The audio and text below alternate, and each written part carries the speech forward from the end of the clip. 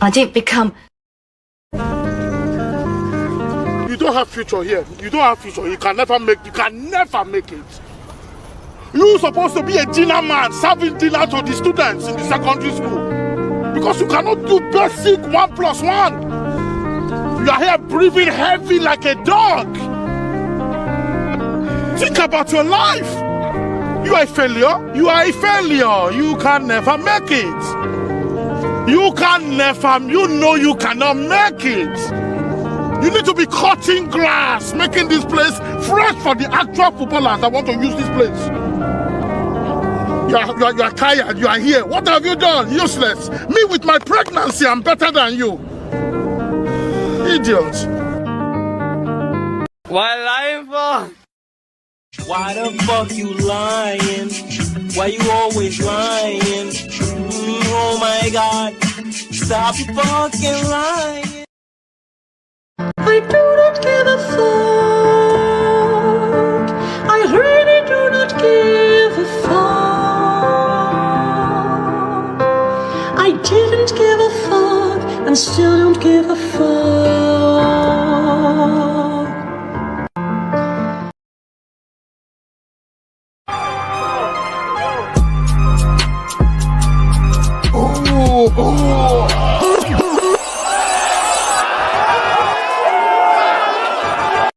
Give me wife, give me children, give me this, give me that, kill my enemy, kill my enemy, kill my enemy, give me, kill my enemy, give me. Anyone that doesn't want me to succeed, die by fire, die by fire, die by fire, die by fire, die by fire.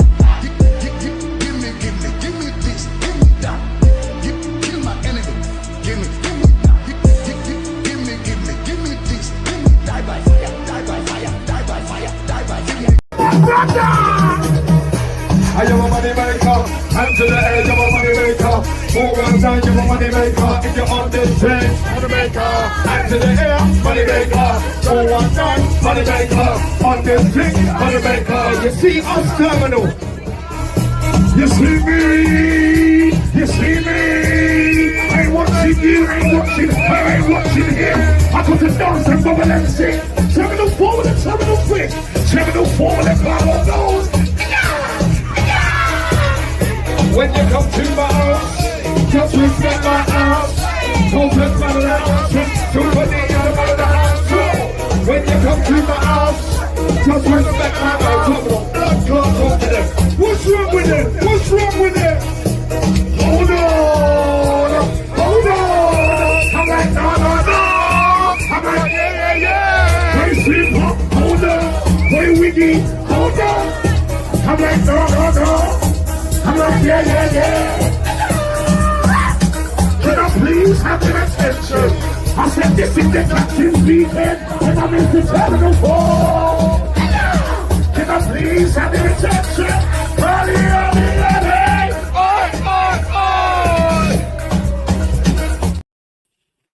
Come on, Yaga, Dana, what's going on?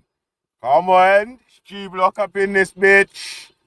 Yeah, man, sorry about the background noise and all that, you know, I'm still on the roadside, on the way home and all that, like, you know, the usual guests know that I'm usually on my own or in the van or some bollocks, but yeah, big up, man, we got special guests backstage, ready to jump on, yeah, so shout out to people them in the chat, yeah, I'm gonna add him on right now so we can get busy, yeah, shout out, man like Andreas from the Voice of Reason. Big up yourself, bro. Welcome to the G Block, man. How we doing, man? You good? Yeah, big up yourself, G. Yeah, thanks for having me on, man. Yeah, man.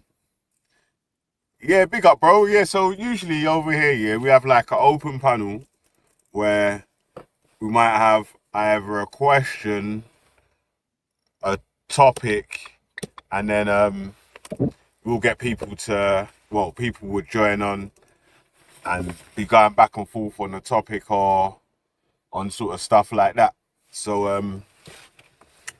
Obviously, I know you specialize in stuff to do with like the far right, Nigel Farage, and all that sort of good stuff there. So, you know, we can we can talk some crap about Nigel Farage and that ilk for a little bit. Tommy Robinson my and best friend. the likes of. Oh, my other best friend. But what I was gonna do, was that there was a video released today. It's got a clip of Question Time with Nigel Farage on, where Alistair Campbell's challenging him about being a bad winner, because obviously, he basically won Brexit. Yeah, the Brexit. Yeah, so he's basically won Brexit, but hasn't been out celebrating the benefits of Brexit. Obviously, there are not. So, I was going to say, if there anything what that you benefits wanted would they to... be? You haven't got any. Yeah, I was going to say, is there anything that you wanted to sort of say on that sort of topic before, or should I just play the video and then we can discuss it after? Yeah, no, play the video, man. Because I've literally caught I've caught a couple of minutes of it today, and it was, there's a lot of people who seem to be clipping it and editing it, making it look like Nigel got some kind of victory, but yet all the the full footage that I've seen so far, which a fight like a 3 or 4 minute clip, it didn't look like he won a damn thing, in all honesty. Yeah. All right. Well, the YouTube channel is called Robbie Spear Maximilian. Subscribe to him if you can. Yeah, don't strike me, Robbie, for sharing the video, bro. All right. All right, let it play. Media is determined to see Nigel Farage in number 10 or as close to Downing Street as possible. The guy who said that he would boycott the BBC was back on Question Time to sell his snake oil once again. And the media have to take their part of the blame for allowing charlatans to lie to the public and convince them to vote against their own interests, be it about Brexit or Boris Johnson. Well, while the BBC wasn't willing to challenge Farage, Alistair Campbell was, and the latter called out the charlatan on his biggest legacy, Brexit, and how he wants to claim victory but take none of the responsibility. Well done, Alistair. Have a listen. One final point that I was disappointed. And Nigel says that immigration is the big bursting issue. I was disappointed Keir didn't mention Brexit, because I think Brexit has done so much damage to this country. Well, I'm sorry, Neil. Nigel. I'm sorry.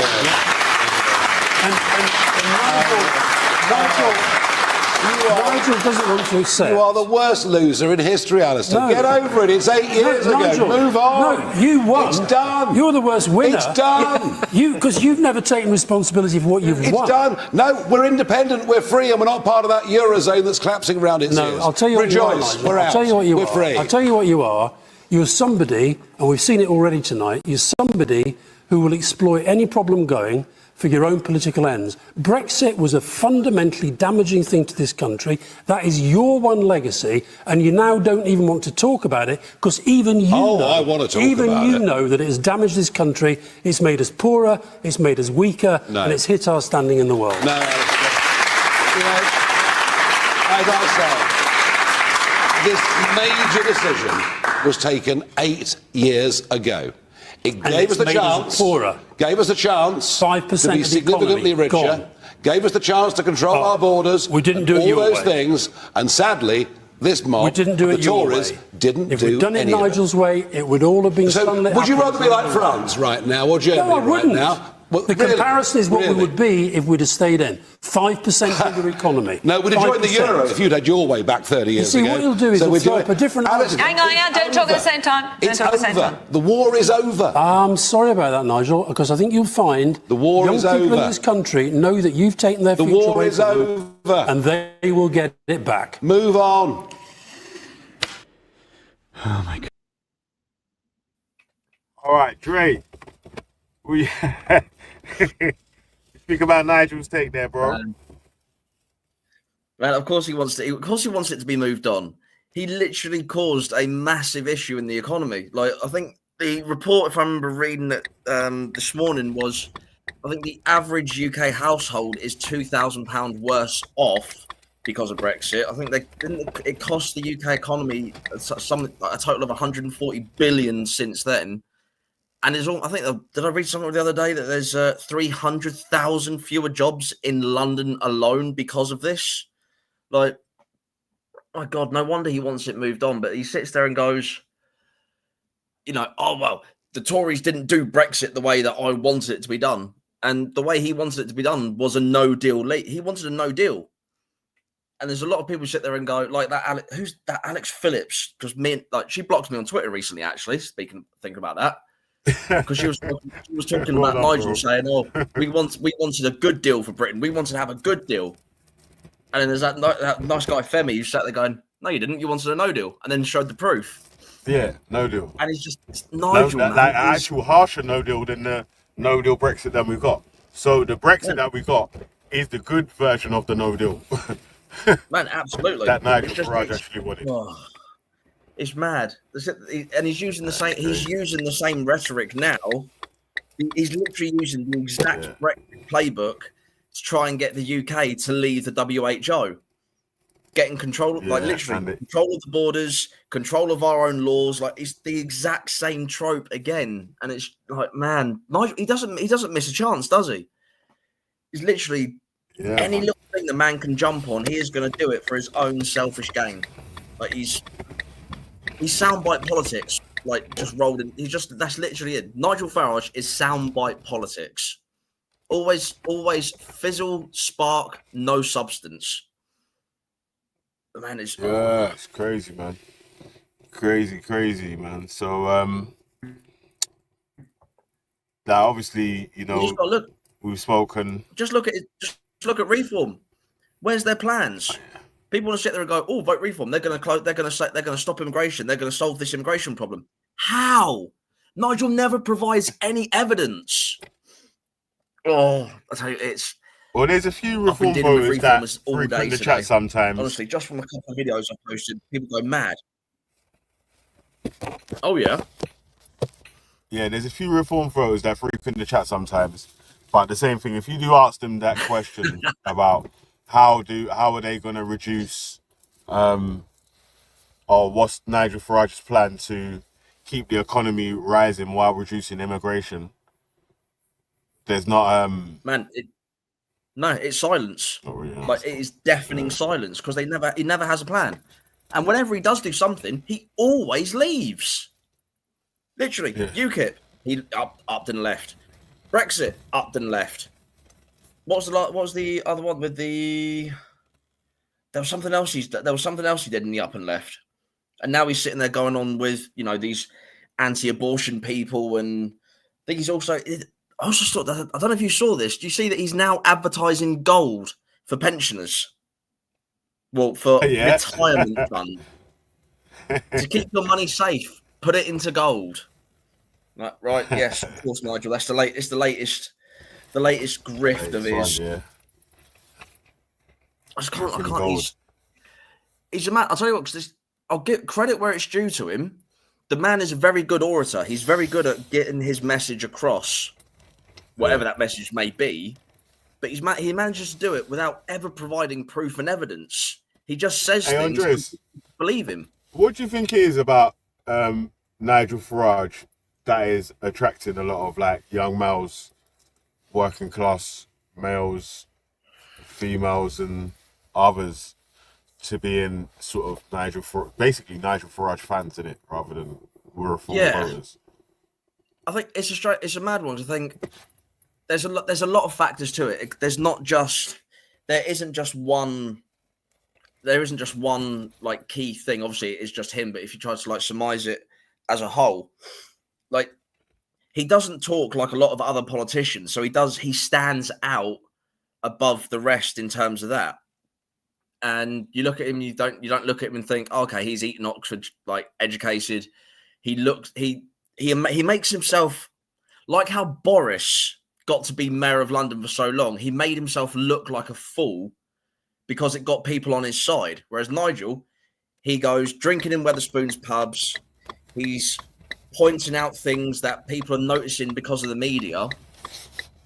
And you see, he openly talks about things that a lot of politicians find, probably to the lightest way of putting it, they find it very difficult to talk about, i.e. immigration. So he's good at using populist rhetoric in question form. So if the fallout actually does happen, well, I'm just asking questions. I was just asking a question. Would be the reply. Man, that's exactly it. Well, you were stirring up whatever hate. No, I wasn't. I was just asking a question. Yeah, mate, that's exactly it, and that's how he gets around it. Because the man, like that's what I'm saying. The man is very clever. He's very articulate. He's good with his words. He knows what to say, and he knows where the line is. Where he like, if you sit there and go, "Oh, you're a little bit too above it," you'll be in trouble. Whereas Nigel's always, much like Yaxley Lennon, generally they stay on the precipice of the line. And you think like, hey, Andreas, let me ask you a question. Yeah, have you ever spoke to any black people or mixed race people that are on the far right? Tommy Robinson supporters, reform voters, or in all honesty, no. Like even in like I mean, I spent a good third of my life living in Brighton, which is I don't know if you know what Brighton's like, but Brighton's a very multicultural sort of area. It's like it's a city, or like the way that Brighton people like to look at themselves is Brighton has its own bubble of we don't care what you look like, what you sound like, what your language is, what your religion is, what your gender, sex, like all of that is irrelevant. It's whether you're a good person or not. And it's hello to everyone in the comments who's saying hello. I can't reply just yet. But I've noticed it. I'm not airing anyone, honestly. But yeah, it's like all my a lot of my friends and like my brothers out there. Not one of them, because Brighton's very liberal as a city. People like Farage generally don't go near, you know, and like people literally like Yaxley Lennon. He went once on an EDL march. He never returned because a lot of the counter protesters turned up calling themselves the English disco lovers. You know, very, very flamboyant, very, very gay, which is what it was. And it was great. It was good fun, to be fair. But yeah, no, I haven't got anyone I know who's. I'm generally trying to think. So I'm like with my job of far right mixed race person sort of thing. Yeah, no. Generally, or people what about black person? Far right don't tend to come Asian near me. person or anything like that. No, it's Asian literally people that are sort of far right. Honestly, no. I don't. Why I was asking you that? Because when I keep I speak to a lot of people that are on the right wing. I might class them as far right. They might not class themselves as far right, yeah. But when I speak to these people, they feel that the mindset that they hold is the majority mindset within, working class or public circles or whatever. Yeah. And I'm saying that a lot of the people that I know that are in these sort of circles or whatever, they don't use sort of things like racial insults. They don't use things like, oh, you're woke if you want things to be equal for other people and shit like that. Yeah. So, you know what I mean? Like, but so you know, like you got on the screen or whatever, yeah. What was you like an anti-vaxxer or was you like pro vaccination? No, I'm not anti-vax. I've got the jabs, got everything like that. It's I mean, it's one of those where you can see, like with the whole vaccination argument, you can see where there's some people who are skeptics who will sit there and say, "Oh yeah, you don't know what it can cause later on down the line. You don't know what it can do. There's not enough research being done." To anyone who says there's not enough research being done, I can agree with that. To those who just sit there and say, you know, the extreme of, oh, the government are just filling you with what's the old usual garbage? It's like little tracing microchips and the like that sort of stuff. You just sit there and go, no, come on, this isn't the Matrix. This isn't a TV show. This isn't a science fiction film. And there's more evidence to prove that vaccinations are actually beneficial than they are not. In all honesty. Yeah, man. All right. So I got a video of a mixed race Tommy Robinson supporter promoting something. Okay. with what he's saying, yeah, would you sign up to what he's promoting? Just listen to the video before you make up your mind, and then let me know after, yeah. Danny Roscoe's taken over straight away. Tell me more about the White Lives Matter t-shirt you're wearing and why this issue is so important to you. Well, it's important because I don't want to eradicate half of my family. The second reason why it's important is because there's an anti-white agenda that's going on. In the UK, we are getting flooded by thousands of refugees who are just economic migrants. That there isn't just because they need the people. This is here to destabilise the small villages in Wales. They put them in small villages up north. They're not listening to white people, and when they do, they say sit down and shut up and maybe take your vaccine. That's all the government are telling white people. So no, white lives do matter. And for me, a black person, to come here and say, I represent, okay, everyone's talking about the past, I'll represent the people, the English people, the Navy, who come and destroyed the slave trade. So why shouldn't I, as a black man, now stand here and say, it's all happening again, let's stand up and take it? Now that there's Rishi Sunak, is an Indian Prime Minister, but that Indian Prime Minister is only there to make sure that nobody says it to him when he's bringing in a lot of people. Now, we can bring in refugees, we can bring in anyone we want, right? But it's the amount of young males. My question is always, where are the women? Where are the children? They're not coming over here, so we should not be accepting these people. If we do, we accept the change of demographics. Now, people are going to say, well, multiculturalism is good. It is not. Multiculturalism is the worst thing that was invented by Tony Blair. And I tell you this, because it's multicultures. You can't have multicultures living in a community because someone needs to have a hierarchy. Somebody wants to come up on top. So we've got to have British culture. We'll accept everyone and uni culture, and you know that's where we would be standing. But we can't have all of these people coming in, changing the way that we are, the way that our parents are, the way our family are. So that's what it's about. That's what we need to do. All right. So what do you think about that, bro? Wow. I don't know what I was expecting, but that was not it. Okay. Well, I mean, to be honest, the first thing I'd like to ask that gent is give me an example of British culture, because that seems to be another buzzword from the right when it comes to, oh, these people are taking away our culture, they're diluting our culture. What culture's been taken away? What culture's been removed? Come on, give me examples. Again, it's one of these. I mean, to be honest, I've been reading some of these comments that are in there. Like, the comments are nuts. It's brilliant. Hey, so Andreas, the guy that actually made that video is in the chat at the moment. Yeah, I can put the link out so people can join the panel or whatever. Yeah, so he might join, he might not join it. Yeah, but he might join. Yeah, he might not join. fine. Or other people might join. I'm gonna have a little bit. But is there any sort of other topics that you wanted to? Sorry, bro. Is there any other sort of topics that you wanted to have a clear run at without being interrupted in before I put the link out to see if anyone wants to jump on or any of that sort of stuff there? No, man, that's absolutely fine. Go for it. It's literally, yeah, it's one of those where you'll see there'll be fans of Yaxley Lennon who will jump on that particular video, for example, and they'll sit there and go, "Oh, see, he's not a racist. He's got you know, like other ethnicities, people who are defending him and excusing him and all this kind of thing." And that's when you just sit there and go, "Well, it is like Yaxley Lennon is a selective racist. Like, there is no two ways about it. If he isn't a racist, why doesn't he condemn Caucasian people for anything that they do? Why is he constantly pictured and associated with? Do I have to moderate my language on this, or are we safe to say? No, you can say white supremacist or racist. That oh, come. YouTube's a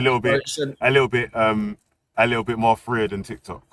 Yeah, you can express yourself a little bit more freely.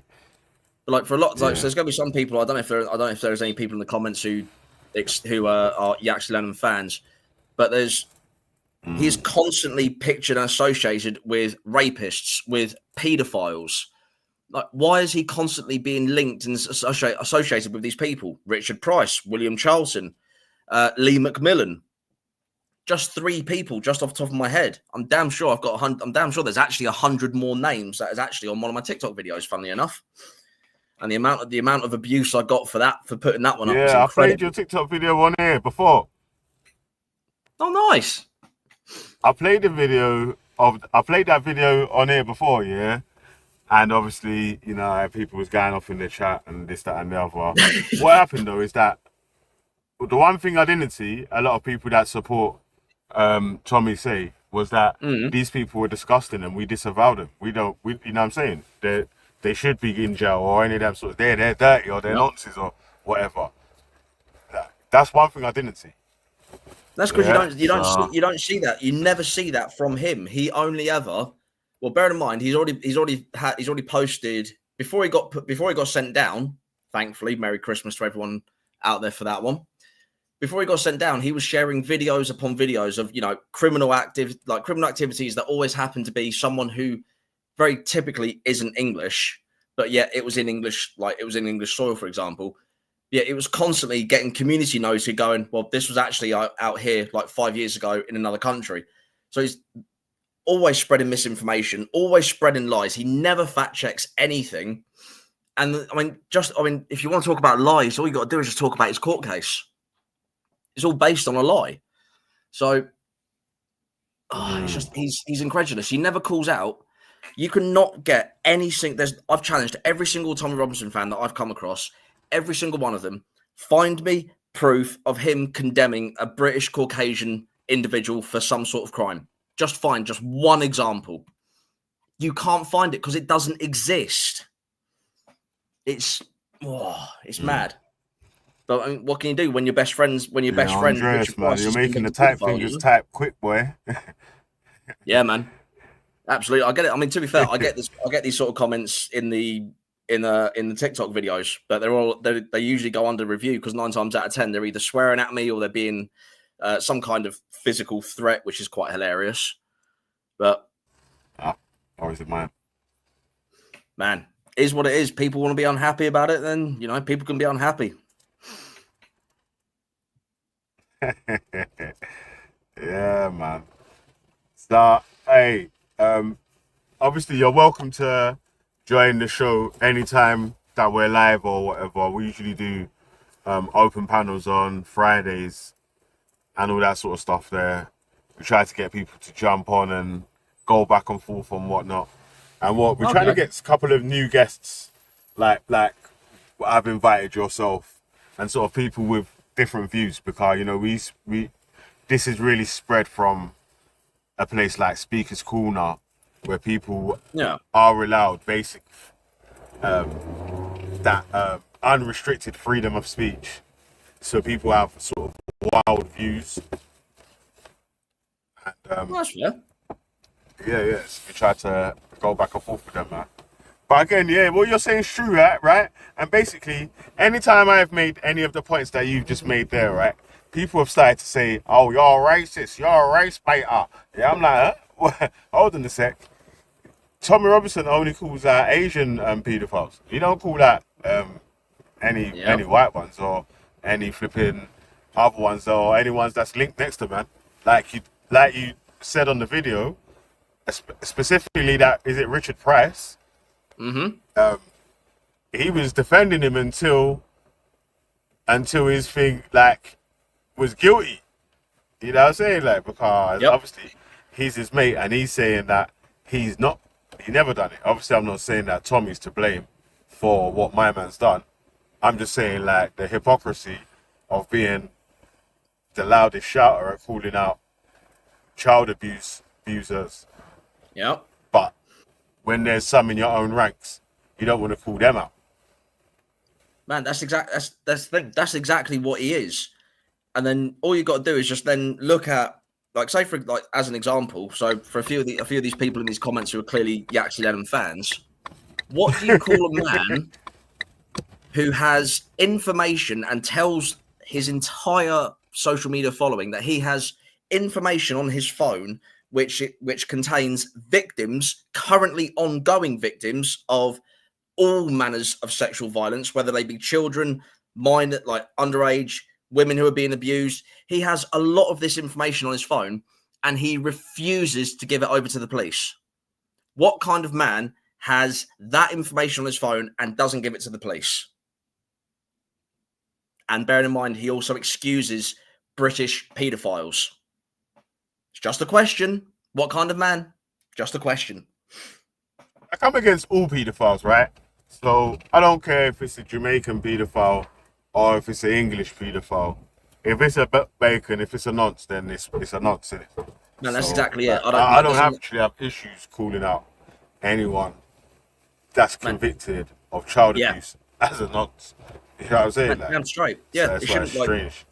Your race, your gender, all of that is irrelevant. If you do any kind of harm to a child in that way, you're a despicable human being who, in my opinion, you lose all your human rights. It's as simple as that. I don't care where you're from, what you look like. You hurt a child in that way, your human rights should be taken off the table. But that's, again, just my opinion. I can't start. It's just hot. Like, why would you do that? It's disgusting. It's awful, man. Is what it is. I mean, it's not just is what it is, but it's like, why? If he's such a good hero, if he's such a condemner of grooming gangs, why doesn't he call out all of them? Why is it only a specific section? These people don't notice that, though. They sit there and jump on it. Oh, he did the Bradford thing. He did this up in Telford. Rah, rah. He did nothing. He just talked about it. Christ almighty. Guys in the chat, especially know-it-alls and big mouths that usually jump on the panel and start doing what they do. Yeah. I don't know why you're just typing right now. Yeah, where there's a new guest on the panel that holds an opposing view to what you hold. Yeah, and you've been screaming for, he's not letting us on the panel, he's not doing open panels. Yeah, the link's posted, pinned, right there. You can jump on and challenge, innit? Yeah, Dre, I think you got to leave at 7:30, is it? Yeah, man. A little bit before that. Yeah, a little bit before that. Yeah, man, still got time. 20 past 7. We got till 20 past 7. Yeah, with our guest. To go have a little back and forth and all that sort of stuff there, but like, yeah, I don't know. It seems like they might be scared, man. You know, it'll be interesting if anyone actually is out there. I'm a proponent. That's unlike Elon Musk, who says he's a proponent for free speech, but yet if you sit there and say to him, what happens if a man has an operation and becomes a woman? He then starts freaking out and flipping out. Evidently, he doesn't like freedom of speech, really. Whereas I'm a proponent of being able to have a conversation with someone of an opposing view without me resorting to insults and vice versa. Unfortunately, 9 times out of 10 that I talk to people who have opposing views to me, I end up being insulted and threatened by God knows what. So it'll be interesting to see if anyone actually has the capacity, not only for critical thinking, but to actually have a proper conversation, even if we have opposing views. So let me ask you this though, yeah? You see that last video we just watched, yeah? The last video we just watched with the guy on there, yeah? So he does a thing called Black and White Unite, yeah? Do you think that that's seriously black people and white people uniting under that banner? What you've just seen there? Maybe it's only a short clip or whatever, but would you sign up to that? Because it's linked with Tommy, no, wouldn't go near it in a million miles. I think he is a constant problem. Why is it that Nigel Farage constantly distanced himself from Tommy Robinson? He's the reason why Farage left UKIP in the first place, because UKIP kept Robinson on as a correspondence or a supporting role of some kind. Even Farage doesn't want anything to do with him. If he doesn't want anything to do with him, better than Amory Wolves, right? Well, you're talking rather silly now, and it's obvious why.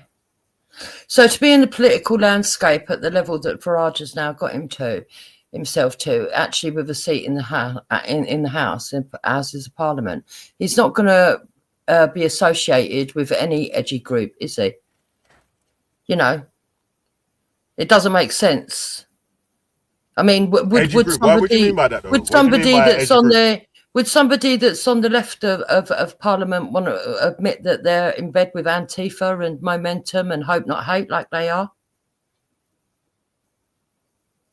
No, but people in political circles, especially say the Green Party, wouldn't mind themselves being associated with Hope Not Hate.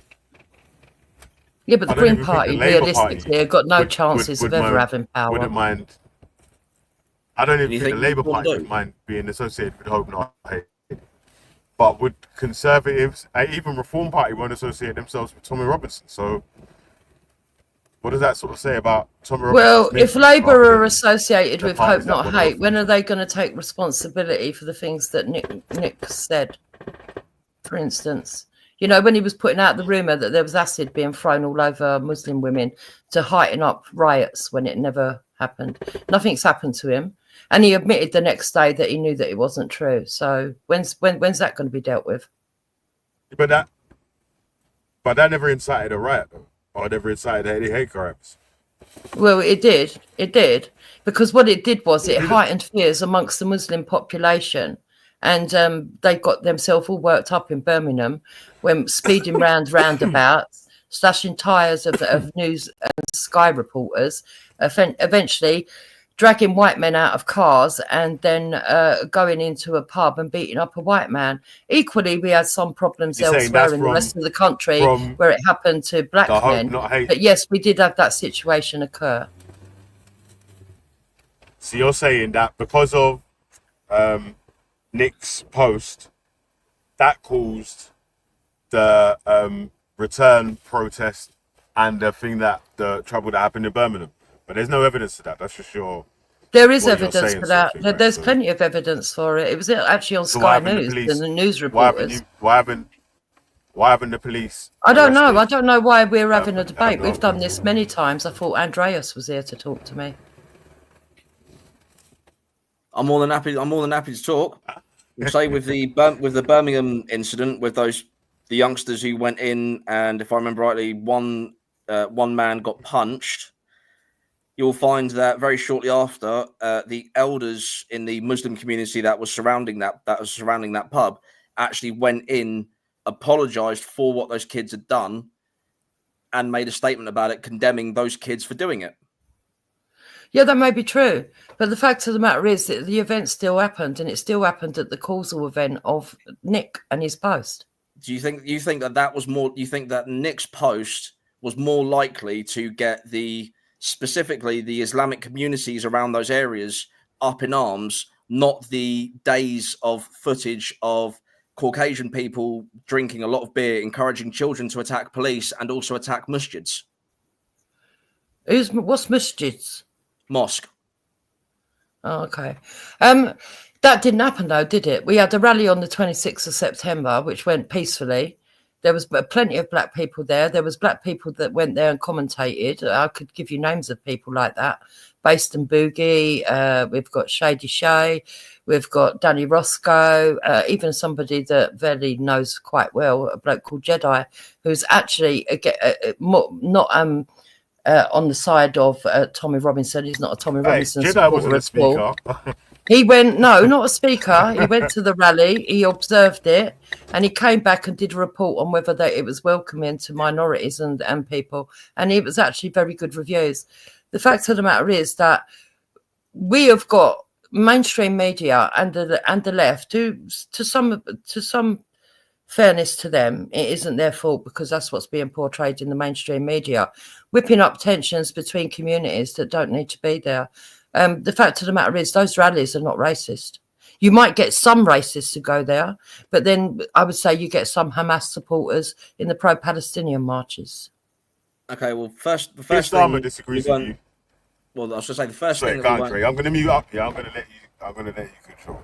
Yeah, so I mean, first thing we're talking about with those riots and that what happened, the incident that happened in Birmingham, that was during the riots in August. That wasn't anything to do with the Unite the Kingdom rally.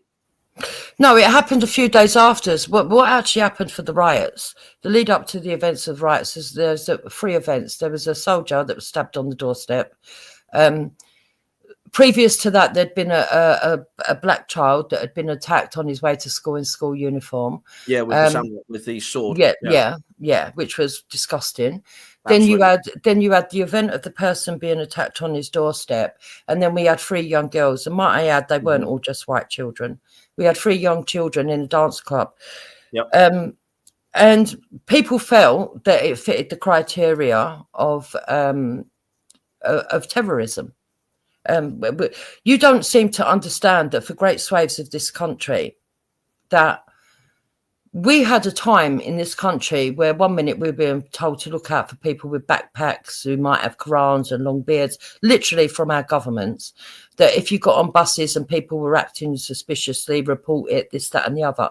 And then overnight they told us, oh, ISIS are not a threat, they're a religion of peace. After hyping them up for years, showing us traumatic stuff on the news with people in orange suits being beheaded, etc., etc. So there's already a level of fear in this country. And then when the terrorism continues, and it continues unabated, and every time you think it's relaxing and things are going back to normal, you have another terror attack, and you see unfettered immigration into the country. And amongst these people are people that will threaten Nigel Farage, for example. We've seen in recent weeks, we've seen a refugee doing that. We've seen refugees bragging that they're coming to take over the country.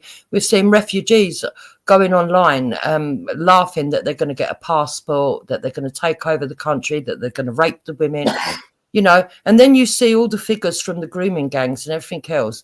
Yes, it does lead to a level of people actually wanting to protect themselves and fearing what is coming next, especially when the government don't want to listen to the fears of the public. So we had those events that led up to it, and then we had the Manchester attack. And what did they do? They put out propaganda, making out that the Manchester people that attacked the police officers were being unfairly treated by the officers at the airport. And then it turned out that we saw further footage where 2 police officers had their noses broken and they've not seen any justice.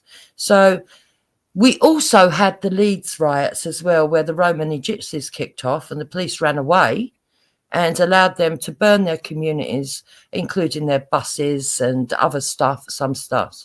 And the only person that actually got arrested at that event was a white lady who came out, who actually lived on the road where they were burning stuff, to speak to police officers and offer them a drink and an ice lolly. She got arrested for offering a drink and an ice lolly? Yes, and during the time that she was talking to them, said that she didn't approve of the riots that were going on, and they told her that her presence there was going to inflame tensions, even though she lived on the road. It escalated into an argument, and then they said to her if she didn't return to her house after drawing attention to her, that they were going to have to arrest her. She couldn't go back to her house because of the police's actions. They'd gathered a load of these Romani people around her, and if they'd have seen what house she had gone into, they probably would have followed her, because she was actually one of the people that was actually a resident. All of these things can be fact-checked. All of these things are out there in the public. So when the larger population see all these things, and we see people burning up their community and buses that we have to use as well, and then we see them go in on people that are only sharing an opinion, it's disgusting. It's like the rioters and the rioters that have been put away. Okay, some of those were looters, probably not even political. If you look at them, they're 18, 19, 21, probably don't even vote, probably disenfranchised. Some of those were looters. Then you had the ones that had swastikas on them. Those, I totally agree with you. Mm-hmm. Those people that wanted to set fire to a place and attempted to set fire to a place, and indeed in some cases set fire to some furniture, okay, throw the book at them. We're not going to sit here and excuse that kind of behaviour. But other people that went there, held up signs like Peter Lynch and ended up dying in prison, or Mark, I can't remember his surname, if you could get that for me, please, anyone in the side chat.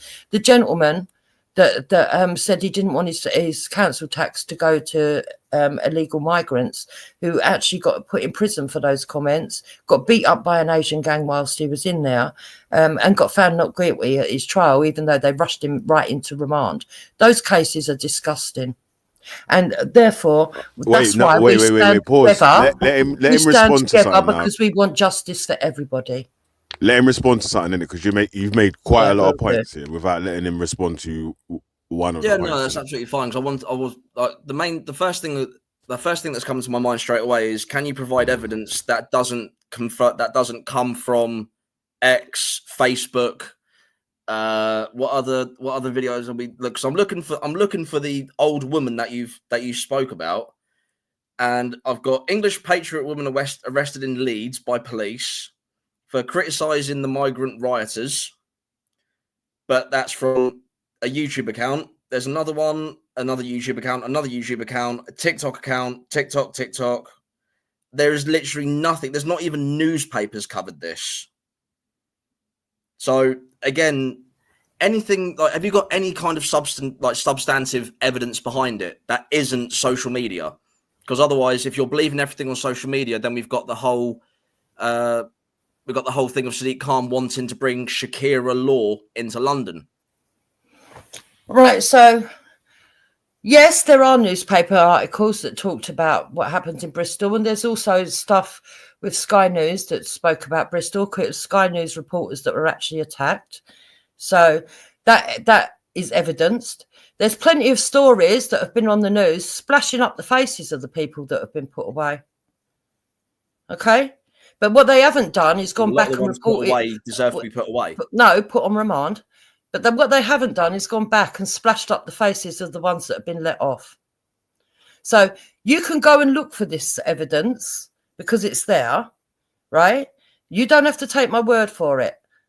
You want to believe the mainstream media, but the mainstream media is BBC and ITV that are taking the knee to Hope Not Hate anyway. And may I add that Hope Not Hate is full of people that were ex-extremists, and some of them are still extreme. They just hide under the pretense of being on the left. They're actually Nazis.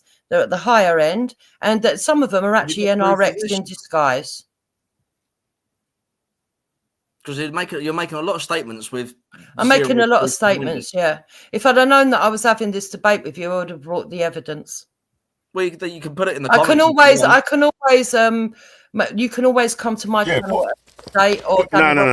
Don't do that. Yeah. What you can do, you can put a link to whatever evidence you're trying to provide in the back. There's too much evidence to collate for me to go and get links now. It's only here to 7:30. But if you'd like to come to my channel or Danny Roscoe's for a full-on debate, that's what.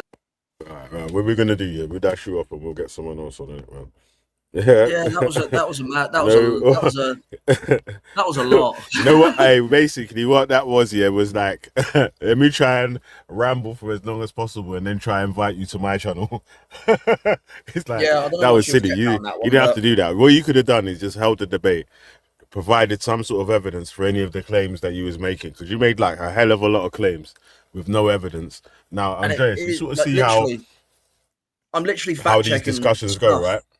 There is literally nothing about a woman being nicked in Leeds. There is literally nothing. Andreas, you see how these discussions go, though, right? It's like so you was willing to provide evidence or some sort of fact checkable link that the people them could click on themselves to go to read and say this is what happened here, there, or the other. Yeah, while you was fact checking all the stories of all the different evidence that was allegedly provided, which wasn't evidence, it's just hearsay, which has no K robes. Jesus wept, man. The comments are mad. Sorry, man. I literally just saw that I need to hide my KKK robes. Like, what is that? Hey, don't worry, cousin. What I mean, like, what happens? If you're gonna come up and if you got anyone out there who's going to come up. Provide proof. This isn't Nigel Farage. This isn't Tommy Robinson.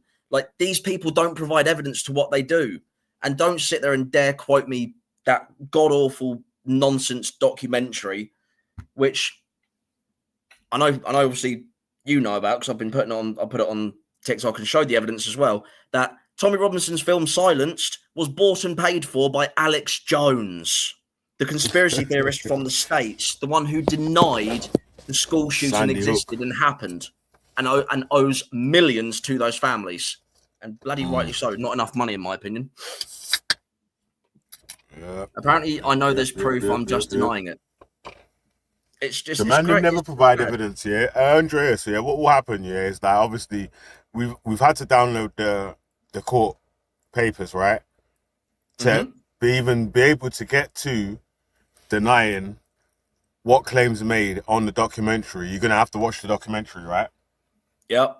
Unfortunately, I've had to watch it. So to make a cross comparison between what happens in the documentary and what happened in the court papers, you're gonna have to have both sets of evidence, right? Yep. Yeah. So you've seen the Silenced documentary yourself, right? Yep. No, I've seen it. And I've had you've to watch it. I've had to watch the it a court few papers times. as well. Timestamp it. And the court documents. Yep. Read those as well. Right. So it's literally when you've watched the documentary and read the court papers yourself. Google. Yep. Yeah. What happened? What was the conclusion you came to yourself? The conclusion's really simple, because if you even if you watch Silence first and then read the entire court document, which is it's over 144 paragraphs, where it's come up in the court report, in the court case, where the judge goes, well, the 4 children that he brought along were clearly lying. You have the kid who claimed that Jamal hit her with the hockey stick, quote unquote, the hockey stick incident. Her GP told the court, yeah, she's not on any painkillers. I've not given her any prescription pills for anything. So that was a lie, quite clearly. The kids heard each other's statements and moved their stories around when they got put onto the stands. That was already proven. And the one kid, Bailey, admitted he didn't write his own statement, someone else did. And when the KC asked Bailey, who wrote your statement, Bailey refused to say a name. So evidently, Tommy Robinson wrote those statements and coerced those kids to lie on his behalf. He provided about another child, which everyone seems to forget. That Jamal Hijazi is another child that the people that was lying on as well. So, man, a 15-year-old boy. That is who Tommy Robinson targeted. Why is Tommy Robinson targeting a 15-year-old minor? Another question. Just another question. He's starting to catch cases now. But he's still. All right, guys, we've got 25 minutes left here. So, anyone that wants to ask Andreas any questions, click the link quickly. Make your way to the stage. Sorry, Andreas. Yeah. Wendy also, it was, I'll tell you what, actually, someone's in the comments. Wendy Roo says, prove it was Jones. The court case where Tommy, after scrounging £89,000 from his followers recently before admitting guilt in court, it was said in the court document in black and white, Alex Jones provided the funds for Silenced. He paid for it. Why did Alex Jones pay for it? Yeah, basically, we don't want people that are anti-Tommy to jump on you. We want people that are pro-Tommy to jump on, innit? Like, so if you're pro-Tommy and you're if you're anti-Tommy, and you're backstage, that's why I keep moving you, right? If you're pro-Tommy and you make your way backstage, I'll invite you to the stage and mute my mic and let you and Andreas have a quick dialogue back and forth or whatever. Also, Andreas, do me a favor, yeah? Post the link to your TikTok in the private chat so I can post it in the video description and in the chat. So if anyone, because some people come over from here to TikTok as well, but some people might want to come over and have a little look at your channel and all that sort of stuff there, you know. So yeah. Well, to be fair, for a lot of people who keep accusing me of not doing it, I have done a video on Keir Starmer. Just throwing it out there. People sitting there telling me that I voted for him. It's like, you absolute cretins. Just because I talk about Farage and Robinson doesn't mean I support Starmer. Just voted. Exactly. That's literally there must be like a textbook of arguments to make against anyone that is just not a right-wing lunatic. It's one of those, like, the people who sit there and say, "Oh, you must like this person because you're against this person." They're the ones who tell you they drink Coke and not Pepsi. You cheeky! Why have you let me on panel? You cheeky bastard! I've just heard you say that all the time. Anybody who's not a Tommy fan is getting kept in the back. So I thought, right, I'm going to jump on now and see if the cunt fucking adds me to panel. I jump in back and he adds me to panel. Is it because of his white? Yeah, because you're at least right wing in it. Yeah, so yeah, you know, even though you're not a Tommy fan, you're going to speak on right leaning talking points. That's why. Yes, that's why I said if the conversation moved on. Points.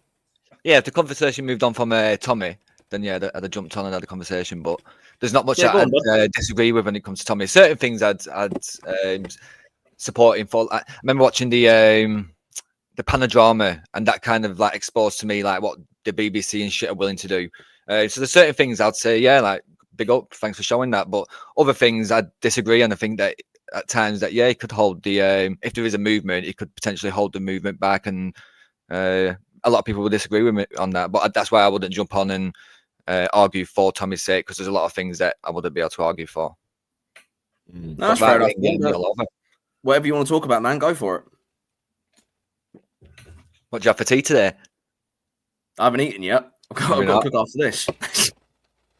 So who did you vote for in last election? I did Lib Dems.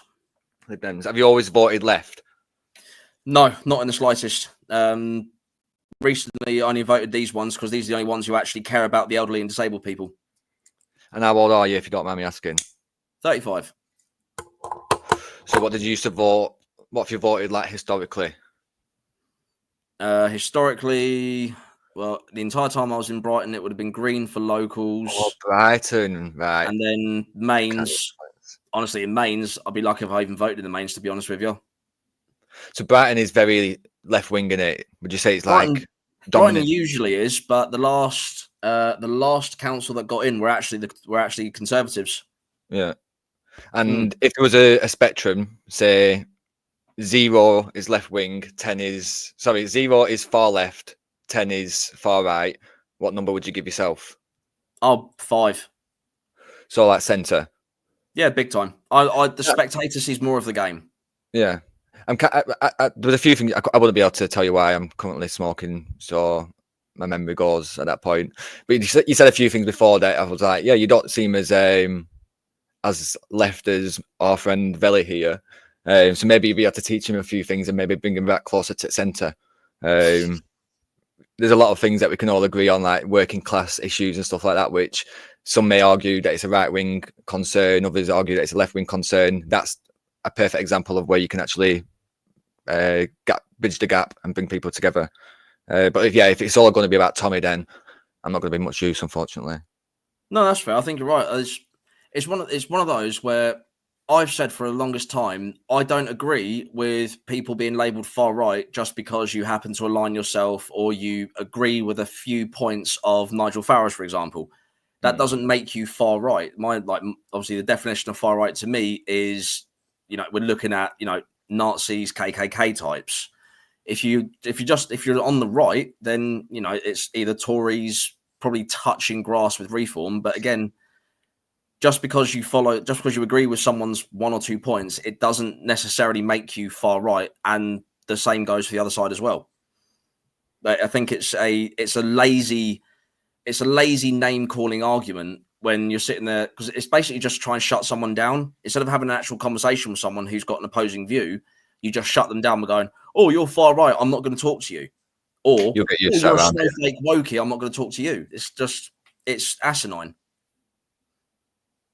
So I heard people saying in the chat that you said something, but from what I heard you say is that what British cultures have we lost? Or did you say that there is no British culture? No, I said because there's people like the ones who sit there go around going, "Oh, take our country back." Where's it gone? Has it been moved? Has it been misplaced? Did I put it under a hover? Like, what is it? Like, I think what they mean by that is where they can see a change, and of course things do change. Like everywhere change. It's not just Britain that's changing, and the further that time goes on, the more we will change. Sometimes it may be. Some argue it's for the worse. Some argue it's for the good. But I do recognise that, like, so the one thing that I've always been an advocate for is like British humour and British like comedy, and I say we've used it in the past to like bridge gaps between, especially like racial groups and racial relations, where you could potentially make like an offensive joke to somebody, that person may make an offensive joke back to you, and then you're buying each other a pint in pub next, and like you're having a laugh. And I think we need to keep British humour, but I've seen that dying down. I've seen like this PC culture come in where everybody's getting offended and people are walking on eggshells, and it's completely killed comedy. And in the end, it's going to kill like creativity, and we've always been a part of that. Britain's always been a part of like the arts and creative, like Shakespeare and shit. And I think that's going to come to an end because of PC culture. I think like on that, you're definitely onto something there. I think it's a real sad state when you start attacking comedians of all people who are known for saying edgy, funny things. You go and see a comedian because they make you laugh. If you don't like what they say, then you just stop supporting them, get up and leave. Like if you don't like watching the football anymore, just get up and leave. So what is your views on like cancel culture? Are you a supporter? Are you against it? I detest cancel culture because again, it's just shutting down conversations. And when you shut down conversations, you stop yourself from learning. Like, why would you not want to learn more about something you don't know, or another culture or another lifestyle that you don't know about? Yeah. I think the idea where you get people sit there going, oh, well, you're like, as soon as you sit there and say, again, I know we're on YouTube, so there's certain things that I can say. I'm still trying to unmoderate myself from say what you want. Honestly, you can say what you want without everything. But like, I'm not a proponent of men going into women's sports even after they've transitioned, because the scientific backing of the physiology, the muscle, the bone density, everything like that is a natural advantage over every woman, which means you're going to kill off essentially women's sports sooner or later. And I don't agree with that. But yeah, if you say, as soon as you even mention something remotely like that, you're transphobic, you're homophobic, you're not inclusive, you don't care about women or people, and you just sit there and go, no, it's just like, this is just what I think because of scientific reasons. And it's, again, like a lot of times, facts don't always mix with feelings. Yeah. So the idea that, because I've said this, I need to be cancelled. Why like that? It's not like I'm sitting there saying that because I'm Caucasian, I'm superior to every other person. Like if I said something stupid like that, damn right, shut me down, get rid of me. That's the sort of thing where you should be shutting people down, is once you say stupid, extreme things like that. And I mean, case in example, you've got, I can't remember the woman's name. She won the World Cup with the American football team. She was known as like the best footballer on the planet. But yet she was campaigning saying keep women's sports as women's sports. And then as soon as she left, because she's part of the community, she then jumped in saying should be all inclusive anyway. Yeah. And you sit there and go, why have you flip flopped all of a sudden? And because I asked that question, my God, did I get attacked for that? Oh yeah, people. And I've always been an advocate of in order for like people to understand, especially when it comes to like other people's cultures and religions and stuff, you've got to make mistakes. And if you're gonna, so you might make an assumption, and it'll take somebody to correct you. I make an example of a story that a Muslim woman was telling me about. She was on bus and there was a child, and like the child was looking over, and she was in a burqa. Well, not the full burqa, the one where like you can see the eyes. But she was the kid was like asking questions and like pulling on its mum, like asking questions and that. And the mum was saying like, stop, like don't be rude, basically. Like the mum was thinking like, no, stop being rude. But the Muslim woman said no, like he's curious, let him ask questions and that. And like she's showing him his face. And it's stuff like that where like if we get to a point where it is going to be offensive and people aren't going to dare ask questions because they may be cancelled for it, then I feel like it's going to cause division amongst communities. It's not going to help us learn and adapt to communities that are coming over to this nation. So I'm not an advocate for cancel culture at all. And I think what people are guilty of, myself included as well, around here, and maybe it's in life, is that we'll hear one rhetoric. So you come on strong about like Tommy Robinson, So people may have had like the impression that you're this fucking extreme lefty. So me asking that kind of question there has, I think, proven to a lot of people that no, you actually got common sense and you're not this lefty that maybe people had the impression of. Yeah, no, I appreciate that, mate. It's a good one. I'll tell you what, because there is actually one that I want to ask your opinion on. Is I don't know if you've seen the recent headlines from today with Mohammed being the most used boy's name for this year or last year or whichever one it was. Yeah. What's your opinion on that one? Because I've seen a lot of people blowing up on that.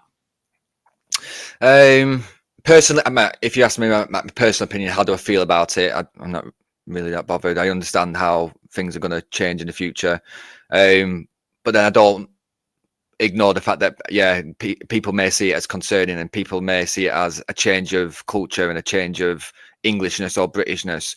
Because I mean, we are adapting, and Muslims are living in Britain and stuff. But there's an older generation, and I've always said like, not racism is never going to end.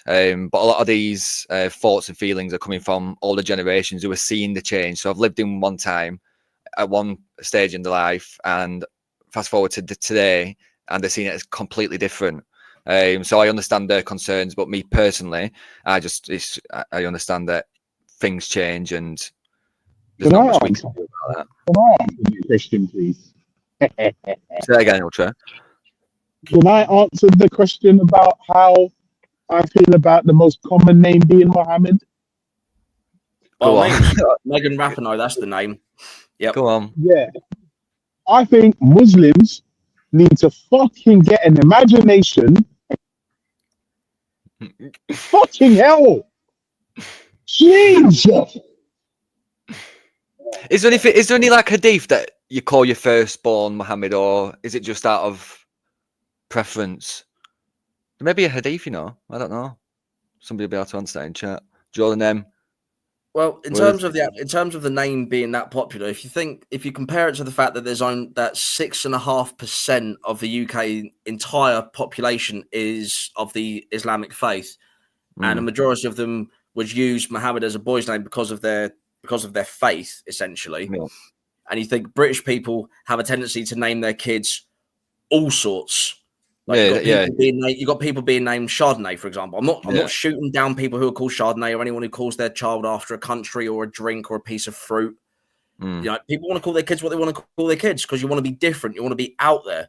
So the idea that this whole Islam's taken over the UK thing, you sit there and go, well, it's 6.5% of the entire UK population, and if that's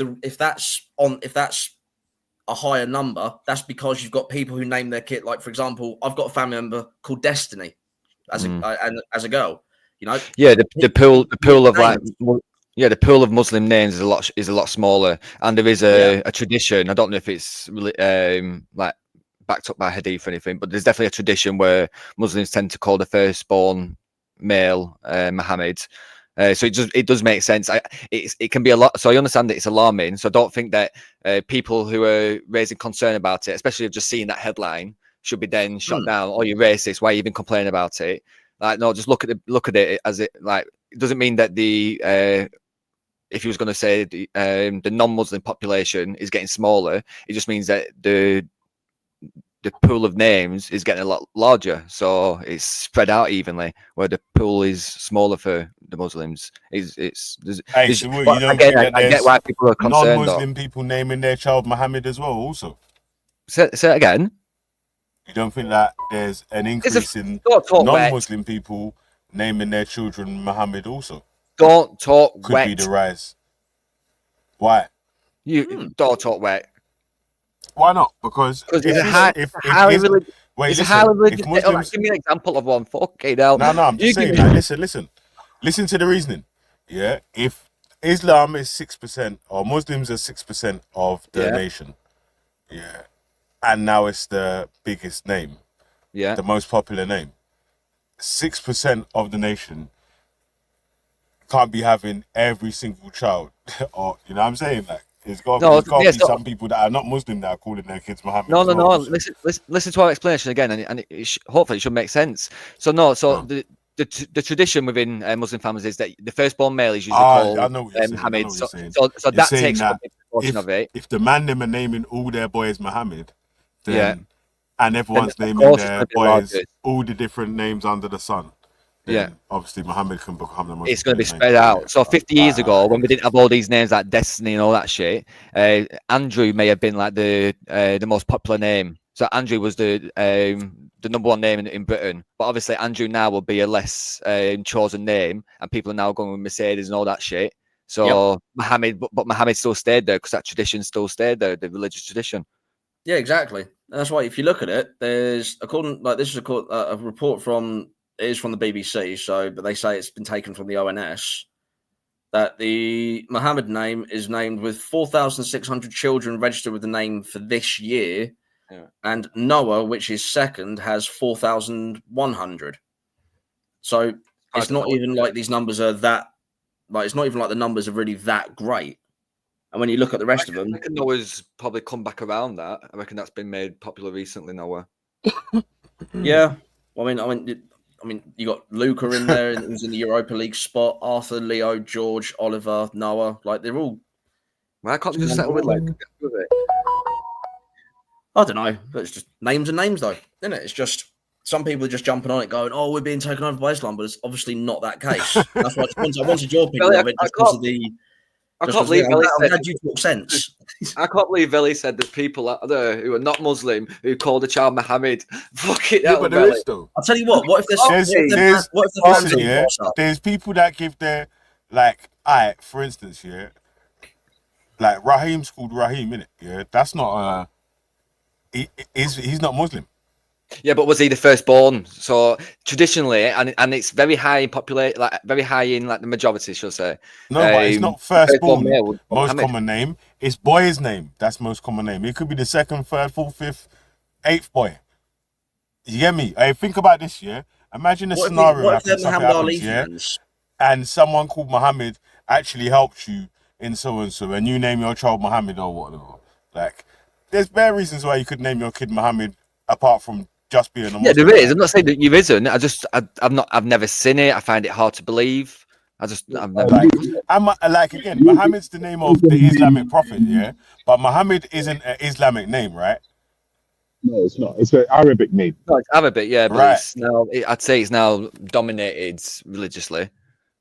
Yeah. The first thing that comes to mind is religion. I was going to name my last born baby either Muhammad. Fuck off. Talk shit. Godfrey, Wolfgang. Yeah. But we had a girl, so that got fucked. You know what I mean? See that? You see, we're older than sick, yeah. What's mad, yeah, is that an atheist, yeah, that is basically anti-Islam, yeah, was gonna name his kid Muhammad. Get out of it. Oh my God! You get used to this, Andreas. Yeah, let me mute my mic again, innit? Like so, you know, Andreas has got 10 minutes left, innit? Big up, Dre. Dre, this is my one of the co-hosts here, Ultra. Bass Luke is one of the guests that usually jumps on as well, still. So okay, no, it's all calm. It's literally just like that's what I was saying to Luke. I was just like, well, fair enough. I would say it's more likely the chance that the kid's gonna be named Muhammad if they're of an Islamic family. But at the same time, you've got, famous people, i.e. Muhammad Ali. People might be boxing fanatics who follow and sit and go, I'll name you after my boxing hero. That's why you look at people now. You've got kids being named Tyson because of Tyson Fury. Even Deontay is a popular name, to be fair, but it's obviously more stateside, but still might just be an example, but it's still too much. Jesus. I find it hard to see, and I've got one of those. I've got a very strong sixth sense. Me, I'm half psychic on my mum's side, and if I don't see it in my head, it's usually not true. So I don't think there might be a couple out there, but I'm just not seeing them. Veli, Veli's gonna have a new child now and call it Muhammad. Nah. Don't worry, man. I'll allow you still, bro. You right, bro? You good, yeah? Yeah, listen, man. White working your mic's class. really bad, Ultra. I don't know if you're sitting on the mic or something. You just said something about white working class. Yeah. 1 second. Hold on. Where are we going with this, Ultra? Yeah, sorry. Andreas, would you say that white working class, politically right-leaning men and women should put down far-right politics for like 7 years, date each other, fall back in love, and have more babies? If that made sense to you, because it didn't to me. Can you please just like less please? Why? Yeah, but why would you drop your political views for 7 years? Just for 7 years, while because you'll be busy raising babies. But you'll be raising the babies like inherently right wing. What do you raise babies to the 7? You're like, right, kids out. What did you say? That you raise babies to the 7, and you're like, right, kids, come on out, off your pop. Yeah, fuck off. Yeah, I've done enough. Get out. Yeah. You're fucked. Yeah, get out. Hey, just give them eyes to God. These two are left wing. Not good impression, guys. You're 7 now. You got to get a job. Yeah. No, Andrea, seriously. Do you think, because one thing I've noticed is that there seems to be a decline in the birth rate amongst specifically right-leaning white men and women. Why is that? Oh, I mean the decline in birth rate has been a question for the last couple of years, hasn't it? Really, it's not even just predominantly. I mean, I haven't actually seen any studies that say it's predominantly on the right. I mean, I'm definitely going to have a look at that now because that's just piqued my interest. I didn't even think about that because I was just thinking maybe you've got people who are middle class and above in that sense in terms of the social status, the money they're earning, the wealth they're generating. The whole spiel of the last 20 years of getting women out of the house to get them working, get them to be part of the workforce and, follow your careers, do the full education, university, get into debts, get a high paying job. It's... Yeah, women are now having children. A lot of reasons as to why it's happened.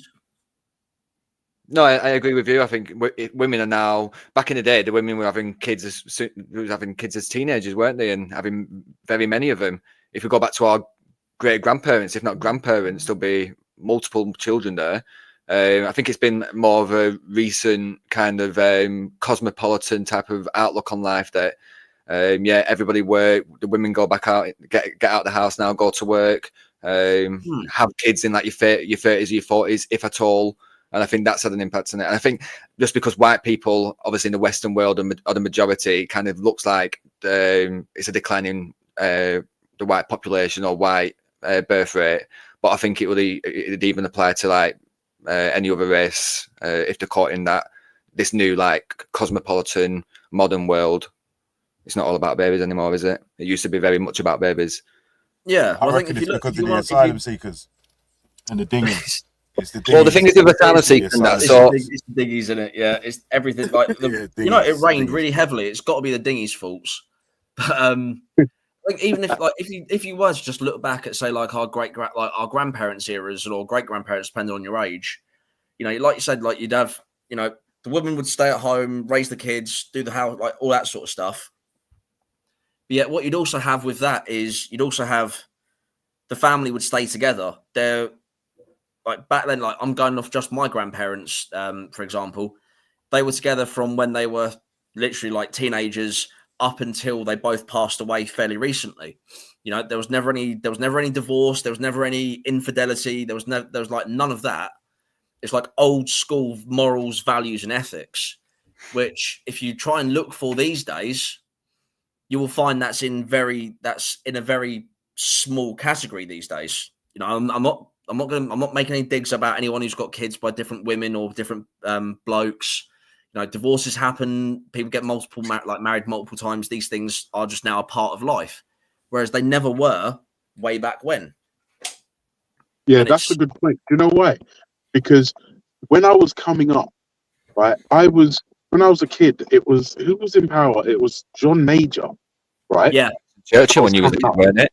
Yeah. Oh no, it was John Major, and then back in the day, if you had an affair and you were a Tory, that would be the end of your career. Now, Boris Johnson had like multiple mistresses, and everyone was like, "Yay!" And I'm thinking, where did the moral decline? When did it happen? And it's I've been asking that for the last couple of years. It just seems like you've got, you can. Just a slight digression. I was working in the Wetherspoons pub chain for quite a few years, and I had a lot of younger staff who worked underneath me, between like 18 and 21. And they, everyone would all be social, hanging out, all be friends and everything. And, they all end up hooking up with each other. It's just how things end up going. But then you'll also find that two of the, I won't out two of the lads who still follow me because I talk to them because they're good guys. But yet one of them was sleeping with the other one's girl. I'm sitting there going, how can we all know about this and this other guy doesn't? And he's supposed to be your friend. Like you don't do that to your friends. But yet these kids are sitting there going, it just is what it is. Like, why? Why has that become such a normal thing?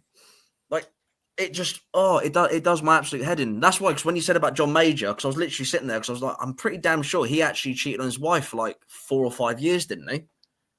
I think it's since, as much as we might not want to admit it, there's a lot of atheists around here. I've actually got a new classification for myself. We'll discuss it another time, guys. But I'm a agnostic Christian. I've recently come across that term and thought, yeah, that sounds more. So I'm culturally like Christian, just agnostic in belief. Hey, don't tell cognitive dissonance, man. We'll discuss that another time. Yeah, I think it's since like the separation of church and state, where when church did have a heavy role in our politics and stuff, then obviously religious morals, and there is an argument that a lot of our morals will come from like religious scripture and religious teachings. So ever since that separation, which was like, what was it, the 50s, 60s, I think it was like 50s for Scotland, there's been a lot more liberalism and freedoms, and with freedom comes no, Luke, that's not correct, Luke. We know people who adhere to religious scriptures and keep up the most fuckery, dude. Say that again. Come on, dude. First of all, agnostic Christian as a statement is. We'll discuss that another time. Because you can't. No. One thing you can't do as a Christian is be confused whether God exists in it. No, right. So, and basically, so the definition of an agnostic Christian is somebody who has like maybe have been brought up Christian, was christened, maybe a God parent, all that kind of stuff, but they don't necessarily believe in the book and they question the book. They can't class themselves as a Christian, so they're agnostic, which they're not atheist Christian, they're not non-believers. Agnostic means that they don't know, they're not sure about things. So agnostic Christian. I'm culturally Christian. I'm an agnostic. Yeah, if you don't like that, Belly, you're just trying to sneak back into the Christian community, man. You're trying to sneak back in, bro. I don't need to be part of any fucking community. Thank you very much. Yeah, no, you're trying to sneak back in, man, because you're just trying to say that. I've got Christian behaviors, but I just don't go to church or whatever, innit? So that's it. Why would you need to label it? Because surely what you've just explained for an agnostic Christian, which, correct me if I'm wrong, is someone who was brought up as a Christian, but then is now questioning, the validity of the miracles. Yeah, well, yeah, not yeah. It's not even that I just question just the validity of the miracles. I think just with a better just as our education has developed, I think we're able to now question things that just don't make sense to us. And I've always been a strong advocate of, if it doesn't make sense to a lot of people, then usually there's some non-truth behind it. I don't even know where I'm going with this. What was your question? I'm stoned out my tits. I do apologise. What was your question? I was just wondering why there's a label on it. It's 7:26 here. Oh, right, yeah. I know you've got an appointment. Nice and easy because they're still not here yet. Cool. First, people like labels, Riley. That's one. Because I'm just being honest with myself. So for a long time, I've called myself like agnostic. But if I'm being honest with myself, so if I was to put myself in a situation like life or death situation, one of the first things I'd do is I'd do sign at cross. So it's inherently, it's in me. Like, and if I was to if there was a situation where it required, I might feel compelled to pray, even though I might not believe that prayer might be heard or anything. You know what I mean? There's no necessary, but there's no belief behind it. It might be indoctrination. There's a lot of that within the church. But that's the reason behind my identity anyway of Christian, agnostic Catholic. Hang on, so we've gone from agnostic Christian to agnostic Catholic. Yeah, I was going to say, did I say Christian before? Or correction, Catholic. We are definitely Catholic. Yeah, agnostic.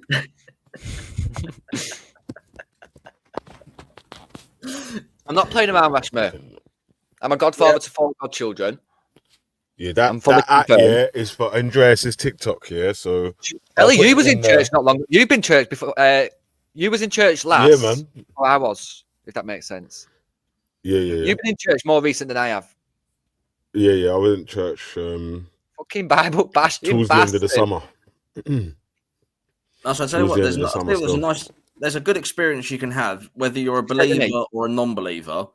If you go to if you're able to go to a cathedral, if you have one near you, anywhere that does a midnight mass on Christmas Eve, I strongly urge anyone to go. Because I'm not a believer of any religion. If people want to believe religion, that's totally up to them. I'm not going to judge you for that. Yeah. But I'll tell you what, there is something really calming about sitting in a place like that big, that old, and you got people just singing hymns, like doing like all the Christmas sort of base stuff. It's absolutely fantastic. I think when it comes to like music and stuff, like Catholicism has like completely smashed it out of water. Even if you're not religious, like it'll fucking send you like tingles at your spine, put your fucking arms in your stand up. Billy, don't deny it. Don't you? You were nah. These men are cracking me up in the chat. Yeah, Pokemon said, Veli, you was in church last night. You said you invited Gary Barlow. You said Gary Barlow was coming on. You lying cunt. Who said that? Yeah, it's a Gary Barlow and that, man. Yeah. But yeah, it's funny still. Is that what you told people? Gary Barlow were coming on. No, this guy's a fucking liar. We're gonna try to get guests on Fridays, innit? Like, so obviously from different places with you can see, you know what it is, yeah. It's just like it's good to hear someone that's not in the circle or whatever give their take on different opinions, right? So, man, and definitely also you can ask questions back and forth, and they can get a back and forth with a new audience as well, isn't it? It's usually people that go back and forth with people. It's a good way to grow as people. That's why, like, the whole thing with, like, again, just before I leave with like the cancel culture thing. If you can't even ask a simple question which will help you understand something, and you just get shut down, you're limiting someone else's life. You're limiting someone else's learning capabilities.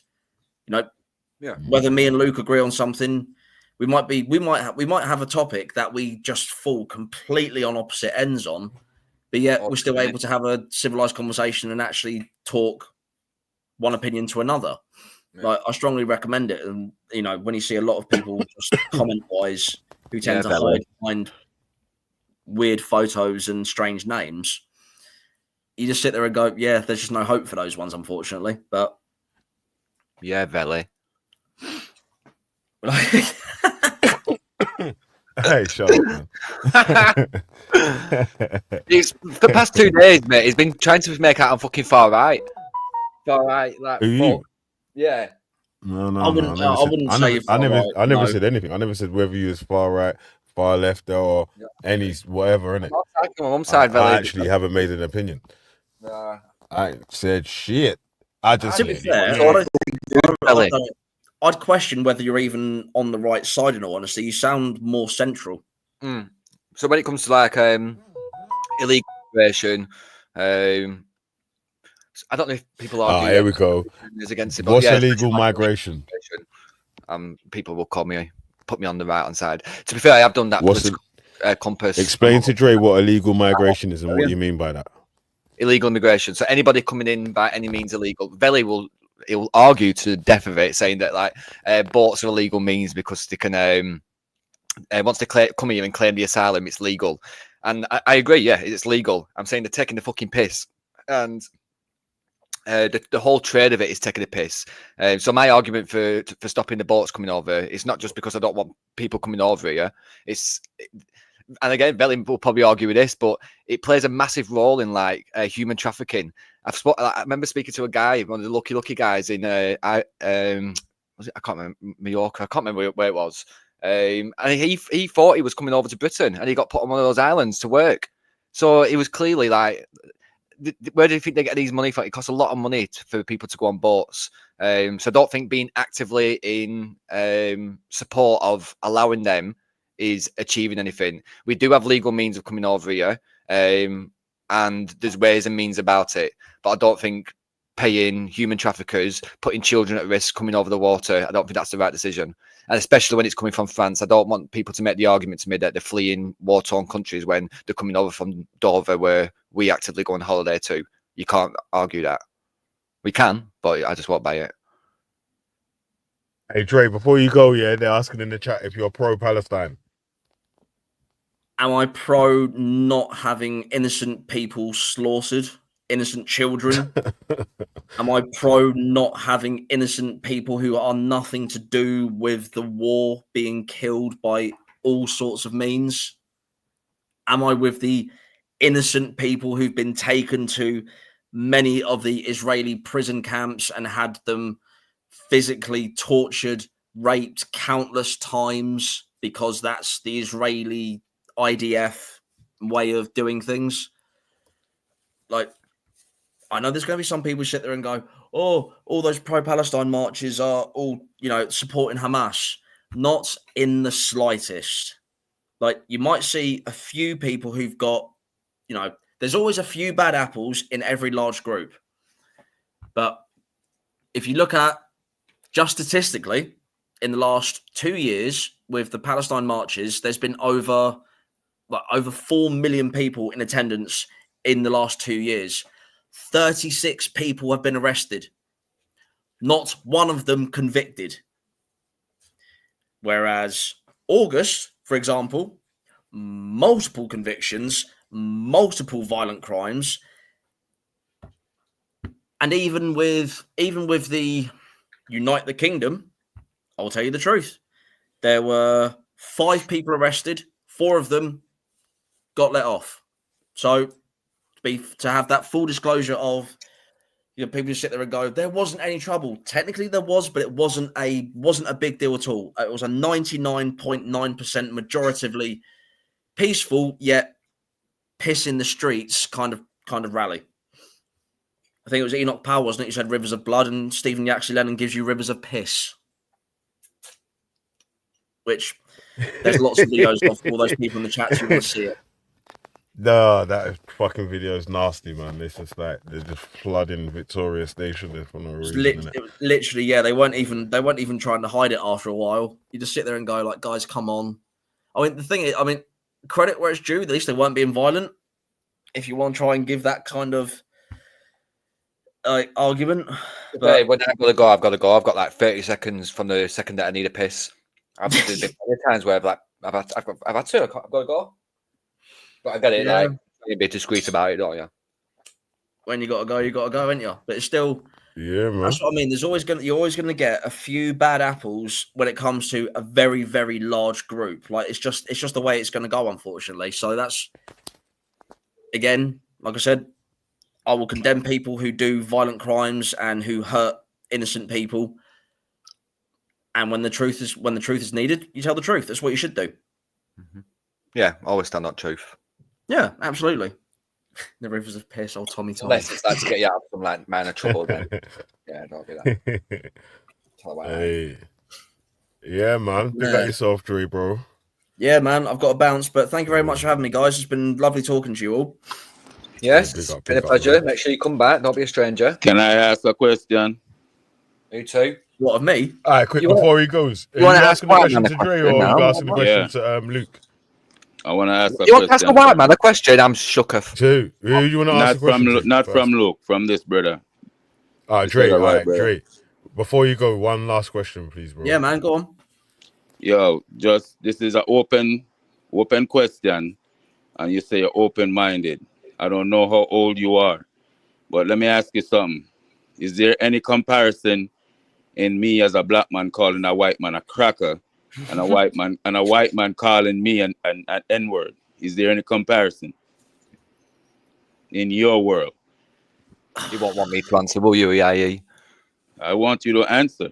Well, you do, yeah. It's racist no matter what, regardless of your Not you, Lake. Luke, I'm asking the other brother, man. I just said you want my answer. You said you want me to answer, so I gave him the answer. I thought you were the other now dude. That you don't want it, I'm going to give it to you anyway. Don't let him hijack the thing in your belly. Let Dre, Don't let him hijack the thing. let Dre answer, man. Come. Chill, you guys. Let Dre answer. Go on.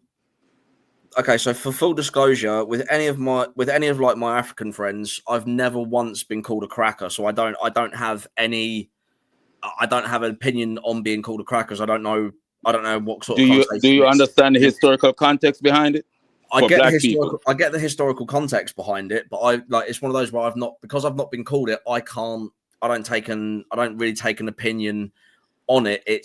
I've always been a believer of it's how things are said. It's not just what's said. It's how things are said. Big up. Yes. Let me ask you an additional question. I know you're in a rush. I apologize. Hang on, though. One thing I will say with the N bomb, I don't agree with that word being said at all by anybody. Because to me, in my opinion, if anyone's using that word, even if it's like my friends say, a brother to another brother, that to me is still, even though they're using that word in a different context, that still doesn't take away what that word meant all those years ago. So I have to agree with you on that, but we're talking about the cracker word. We're talking about the crack. Is there a culture of British people calling themselves crackers? From the Cracker Jack popcorn to the cracker, there's a cracker, a musical band called the Uncle Cracker, to the Cracker Jack Christmas tree red coat.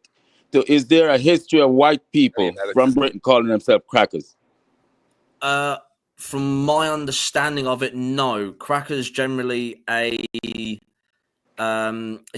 like a more Americanized term. So what is that? What is a Cracker Jack on the red coat? We don't have Cracker Jacks over here. We're not American. Yeah, so you don't have a red coat Cracker Jack? I just said we don't have Cracker Jacks. Do you want me to say it in another language? Well, you will stop letting this guy hijack the conversation, Belly. I'm talking to this guy. It's trying to prove you're failing again. Luke, go on, let Dre answer, man, and then you have a little quick back. I'll deal with him later. But I'm having a decent, civilized conversation with this other guy. So yeah, go ahead, man. I mean, you don't think there's a history in English culture of saying that word? Not that I've experienced, not that I've seen, or not that I've even read by it, in all honesty. I've only ever heard the term crackerjack when I've either seen something that's American based, like Detroit, and it's usually associated with the lower class Caucasian types. That's the only thing that I can. That's the only thing I can think of. Because I remember there was someone who actually his nickname was Cracker Jack, and he was a very, very white boy. Well, I will accept that you may not know. I respect that. So pretty much, you're saying there's no comparison then with the two. One might be offensive, but one is absolutely racist. I would say that's the way that I would say it. Yes, I can't think of a word for. So cracker would not be racist in itself. It would be highly offensive, maybe prejudicial, but it would not be racist. No, I think if you were to say, it's in that context, it would be if you called me it, for example, it would be about how you said it more than what the actual word is. Whereas with the N-bomb, there is a lot of historical connotations with it. Yes. So if I even loving, joking manner, it's calling someone a cracker, it's like calling a woman a Karen. It's like based on her behavior. Give me 1 second, there's Khan. So pretty much, I know you got to run, and I appreciate your time, but you see, the thing is, I'm older than I'm over 50. So pretty much the time I grew up in, these terminologies were pretty clear what they meant in my community. And especially when I say historic, people always forget I say I'm using historical context. So if I say I'm using this in a historical context, and it's based solely because my philosophy is no decent white person would have any urge or want to say that word, that N-word. I 100%. specifically do this as an experiment to seek out the ones who think that there's an equal or just want to say the N-word. You see what I'm saying? So I may be offensive in my attempt, because in the black community, we always say we don't know which white person is who. Nobody comes with a tag, I'm not racist. It's my duty as a black man to fish try to them know out. who is who. For real. So I develop tactics to know who I'm dealing with. Is that fair for you to understand?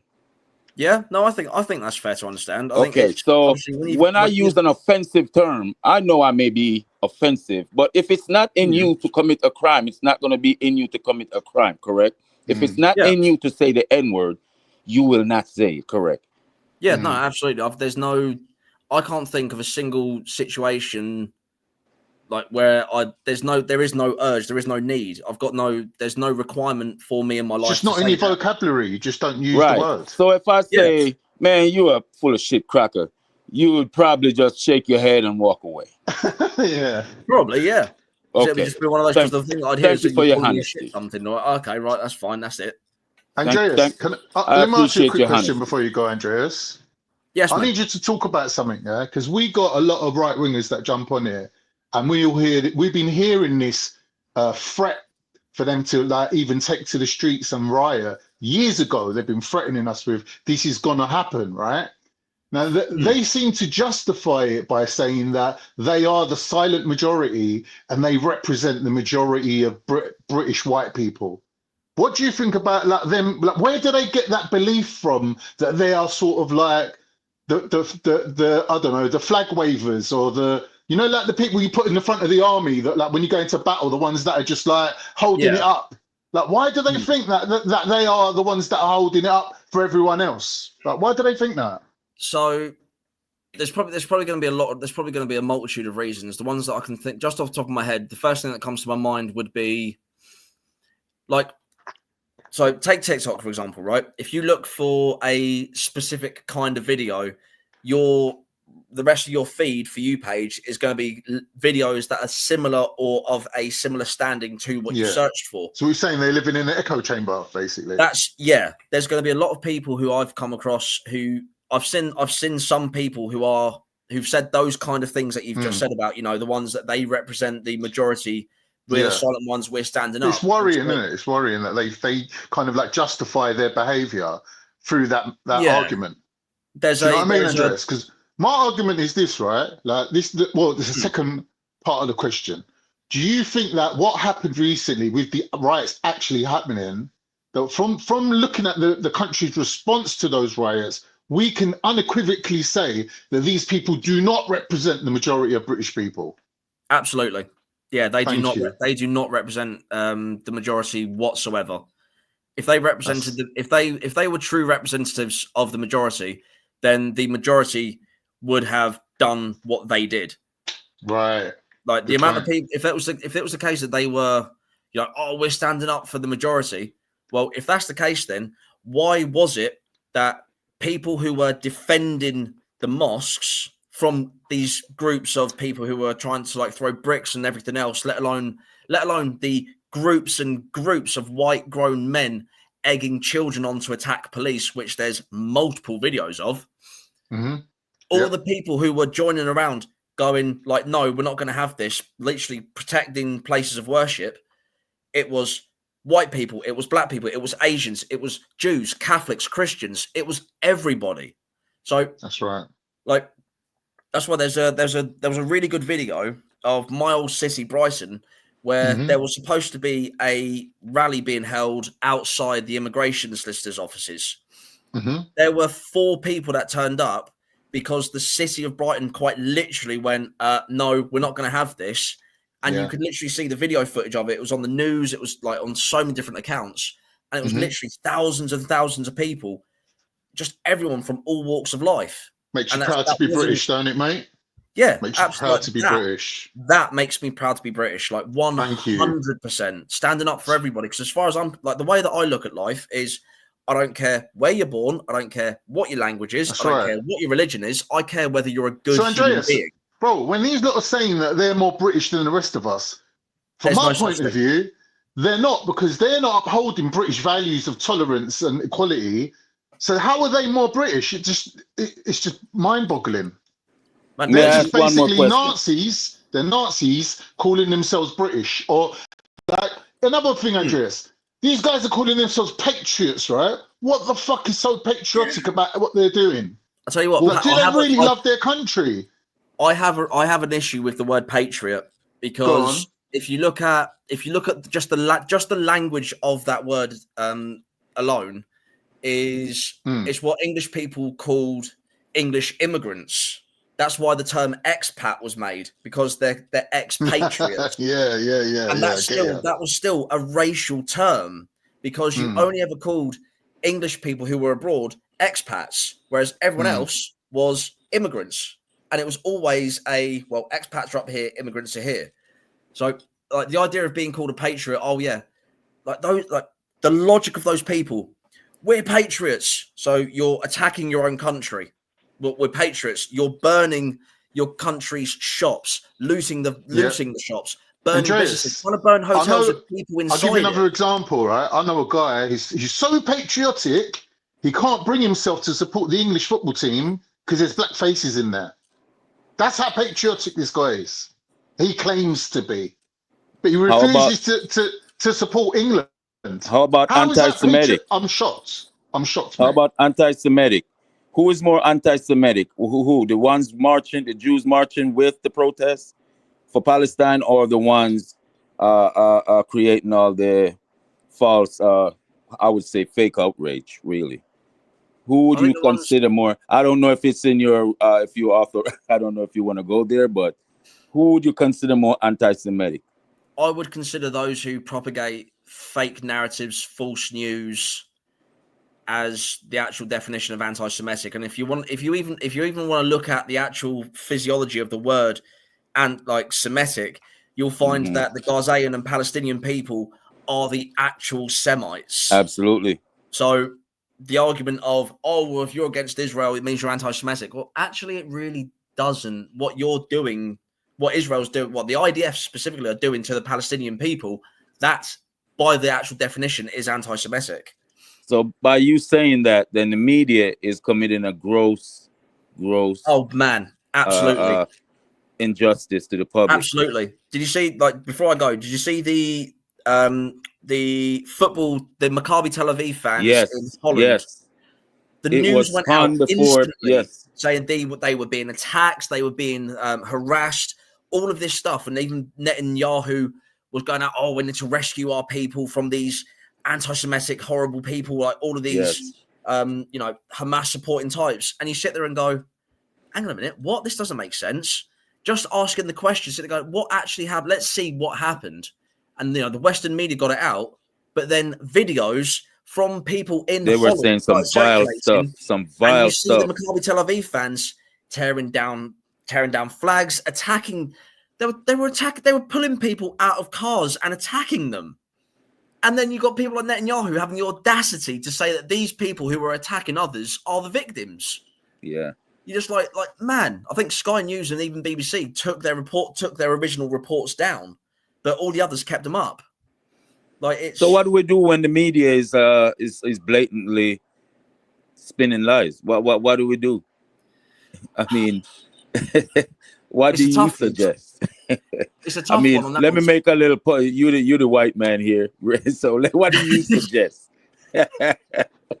I would say fact check the sources yourself. Like if you look at I'll occasionally fact check pieces from like GBN, like Good Morning, like Great Britain News or whatever they call themselves. Them lot. I'll fact check some of their stuff on my own accounts because they don't do it. They literally don't do it. They propagate lies and propaganda. But yet, as soon as you ask a question or you sit there and go, "Okay, did this actually happen?" and you find out, no, it didn't. I have one more question for you, man. I'm sorry to do this to you. I have one more question. Yeah, sure. Go on. Give me 10 minutes. I have one more. It's you know how because my philosophy is white supremacy has the power to do everything, even to define. White supremacy can even have the power to define. Just for an example, the definition of a continent We all know what that is. And Europe is defined as a continent. It is not a continent. So and that's just my example, but the definition of racism, who should be the ones giving a definition for racism? Is it the powers that be? It's an English book, the dictionary, English dictionary. Who you think should it be appropriate to give the definition of what happened to them? Well, for my opinion on that one, it would have to be the people. I.e., in this situation, it would be those who are being victims of racism. The Palestinians would be the ones to define what's happening to them right now, and we, former enslaved people, would be the ones to define it correctly. Correct? Yeah, I'd say so. I think if you're persecuting someone based on a characteristic that they have no control over, that to me is racism. It's putting yourself on a higher level because you're like they don't look like you.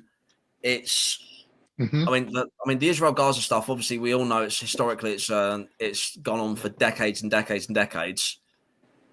But no, it just started on October 7th, buddy. Haven't you seen I've the been told. Yeah. He's a the power to define, the power to create the narrative, the power to dumb down the subject matter. That's white supremacy, isn't it? Thing is, when you've got it absolutely is, and I think it's difficult because when you've got such clear evidence, and then you have a lot of big, as the buzzword at the moment is, the mainstream media. They feed that information. It doesn't help because you've got people like I will plug an account, the Middle East Eye. They're literally like their news on the ground in Gaza, in Lebanon, and you sit there and see what's going on over there, and you just compare it to over here with with Western media, and you go, "This is the sort of thing. If we didn't have this technology, we wouldn't know this is going on." Yeah. So there's been a lot of times where you sit there and just, even if you just want to look back at different accounts, like different news articles throughout the years, and go, "We didn't have this technology back then. Wonder if they were telling the truth back then as well." Like, it's asking the questions, and I've lost where I was going with it.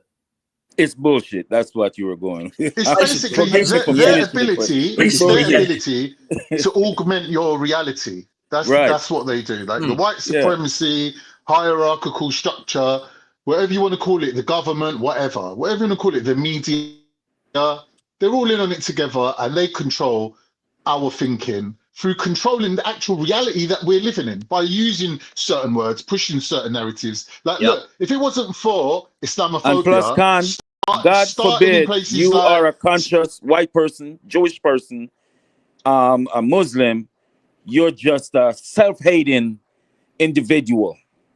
Oh, yeah, you see the wrong in it. I get called a tracer almost every day. Yeah. Just because I don't like. But if you're not following their agenda, this is the point I'm trying to make, though, Andreas. These right wingers who make out like they're these rebels that go against the government and this and that, really, they're following the elitist agenda more than anyone else. That's why we got Tommy Robinson out marching for fucking Israel, because they know that this is the elitist agenda. They have to follow it. Because that's where the money's coming from. That's where the oil is. It's out there. So they've got to fight over the oil. Then they're convincing us it's for just all political. It's all bollocks, mate. It's all about the dollar bill. It's all about money, right? Now, at the end of the day, if we just tax the rich a little bit more, we wouldn't need to go to war with anyone. But the whole point of the elitist agenda is they want to grab those resources so other countries don't get them, so Turkey don't get them, or Russia don't get them. So they have to go out there and grab them, right?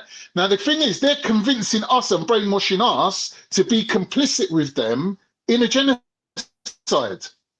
Now, right-wingers are sewn up in this, lock, stock and barrel. They've swallowed the fucking blue pill out of fucking Matrix, and they're there with them, right, waving flags, Israel flags. How are you waving Israel flags, but then you're saying you're a patriot?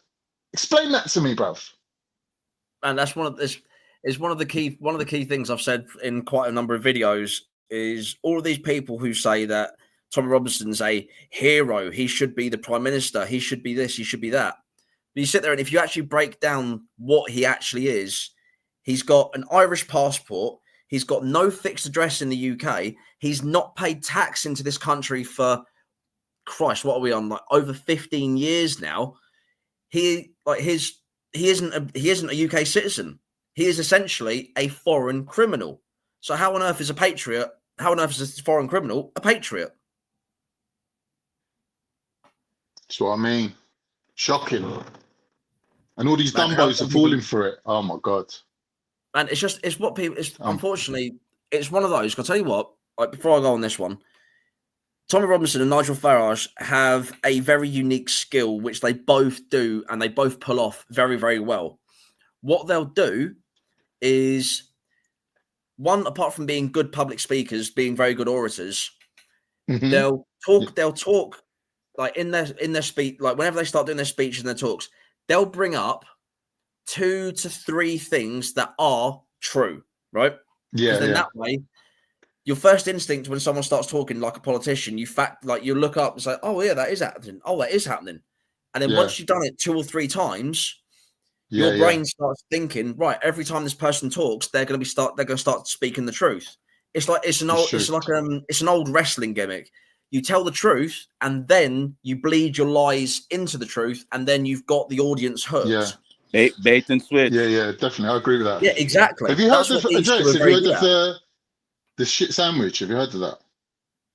So if you want to feed someone if you want to feed someone a line of shit, you basically disguise it as a sandwich. So you give them the bread, right, which is a positive comment.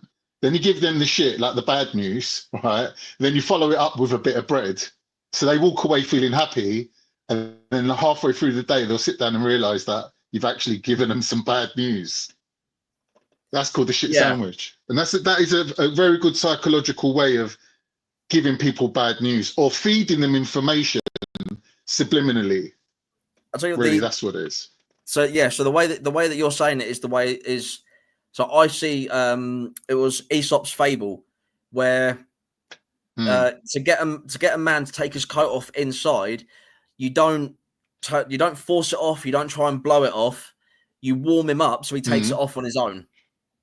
Yeah. And that way you've got them hook, line, and sinker, and that's what I mean. Both Robinson and Farage are very good at that particular skill. They'll lure you in with the truth, hit you with this fact, this fact, this fact, and then here's the lie, here's the lie, here's the lie, here's the lie, and then before you know it, here's the lie, here's another one, and you get people who are gullible who believe it, and it's the same ones you sit there and go, oh, men of fighting age coming off the boats, where are all the women, where are all the kids?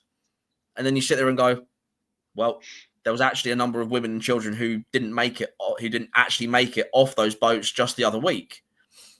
So it's, as soon as you start if you ask these types of people questions going, well, hang on, what about this? What about this? Like the whataboutery, essentially, all of a sudden their stories start unraveling and spiraling, which is why people like Yaxi Landon and Farage have started blocking me online, because it turns out I've asked too many questions. Do you think these two have got an allegiance or an alliance, I should say? The Farage and the Tommy lot. Do you think they're coming together as one? I don't think so. I don't think on Farage's point, no, just because of what he said historically, it was quite literally a case back when he was in and around UKIP. Farage quite literally said, it's either him or me. They told him they chose Farage, but then Farage found out they were still talking to Robinson behind his back. So Farage up and left, which, credit to him, even recently he's distanced himself from Robinson and his fans. But even though a lot of Robinson fans are reform, some of them didn't take too kindly to being distanced.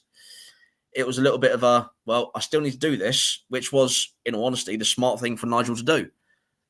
So I don't think they're in any kind of allegiance personally. I mean, I'm more than happy to be proved wrong on that one. But I think it was definitely the smart thing for Farage to do. But at the moment, until he gets rid of James, it did seem like Tommy was co-signing Farage for a little bit there. Oh, he It was was. sort of like He was. Oh, yeah. He was doing videos all the time saying about how Reform's talking all the same stuff that he is. He was trying to link himself with Reform.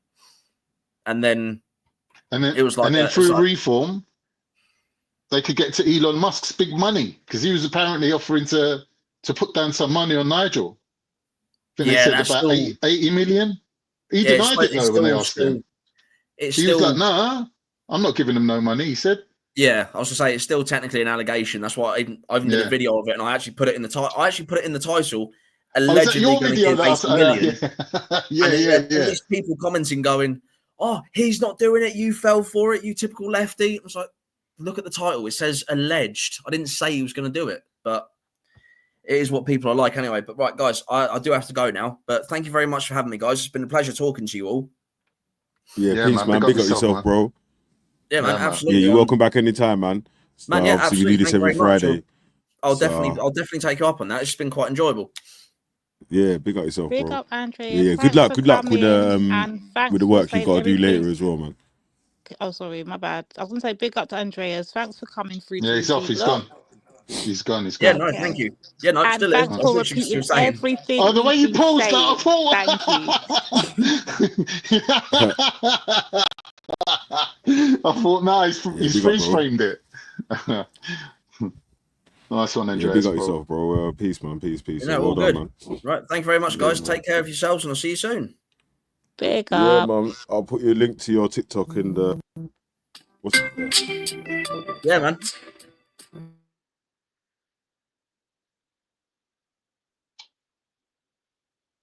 How come Barbara didn't jump on? She had a lot to say in the chat.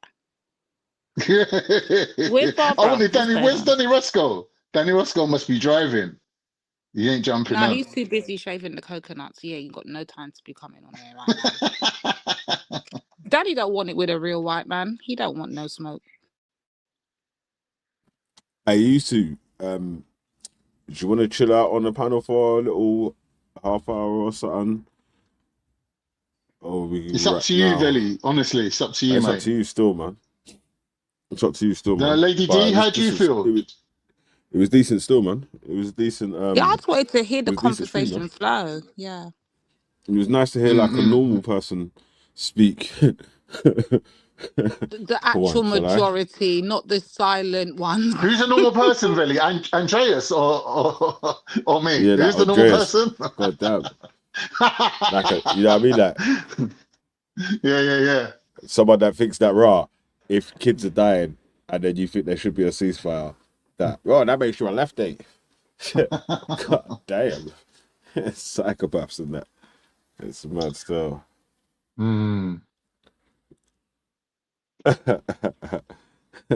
Yo, Danny Roscoe, you could never be at me when you can't face a real white man, the real voice of Britain. Until you can face the real voice of Britain, you could never at me again a day in your life. Get out of here. I like the way EIE was breaking down the EIE beef with him. like Andreas is going to go, yeah, and the word "bye" is not a bad thing. That made me laugh. Big up EIE still. He made some good points. EIE, jump back on, man. We want to have this out. We want to get to the bottom of the situation now. Can't you love trouble? Oh my God. No, but look, EIE is very articulate. He puts himself across correctly. Like what he was saying was bang on. Do you know what I mean? I just think that he hasn't really been given a chance to actually clear this up. I don't think. I think that, you know, seeing as that Jupiter's still making videos about it, it is justified. She's still on it. She's still on it, mate. The obsession's got real, man. Like, I don't understand how you wake up in the morning, you think of us. You go to bed at night, you think of us. Throughout the day, you think of us. But then you declare that you hate us. Like, we're in your fucking head 24/7. It's crazy. It's crazy. It's proper crazy, mate. It's crazy. All gone types beyond of crazy day, now. all types of night, all types of fucking cracks of dawn. It's just it's a bit crazy. Telling you. And then she's blocked everyone out of her chat now. So much for free speech and, you know what I mean? And all that malarkey. That's all gone out the window. Did you Twice. My accounts are blocked. Oh, yeah. mate. And she was even on the panel. Whose panel was she on? Fucking Trilla's. And I was saying to her, why have you blocked me? And Trilla was like, yeah, you blocked me as well. Like, can you unblock us, please? And I thought, now oh, that's good. if Like, she's got the Nanifa's now opportunity to done unblock us a now. fuck you to Buddy. Well, that's what we thought. Mm. But on Danny Roscoe's, he said, no, it's been building up. With All right, you know what happened, yeah? What was that, bro? I Come uploaded that on. video, yeah? I uploaded that video, innit, yeah? And then someone tried to strike it still. But, you know... Oh, you mean 24 karat magic in the air? Yeah, Really? because Did you see EIE's comment? let it play. Did you see EIE in the chat where he said, yeah, hey, EIE's an idiot. EIE's like, really owes me an He's apology? a joker still. No, it's nah. I don't know, no apology, bro. What it is like the same thing. What the man them say, yeah, is that you can't like man them. The man them them people. No one can tell you how to feel about an insult, right? So I can't tell anyone else how to feel about an insult, innit? Yeah, so... Yeah, he's joking, obviously. Like the way he's saying, I was proven right by the white man. Yeah. He's big He's a joker, innit? He's funny, innit? He's a joker. Big up, Nat. Yeah, man. So what, my people? What's happening? What's happening? Well done, Nettie. 50-year-old with a 20-year-old BMI. One sec, Con. Luke, come back up. I heard you had an interesting conversation about colorism, but the person with coloured children don't seem to recognise it. I found that very interesting. Mad. Okay, it's been mad still.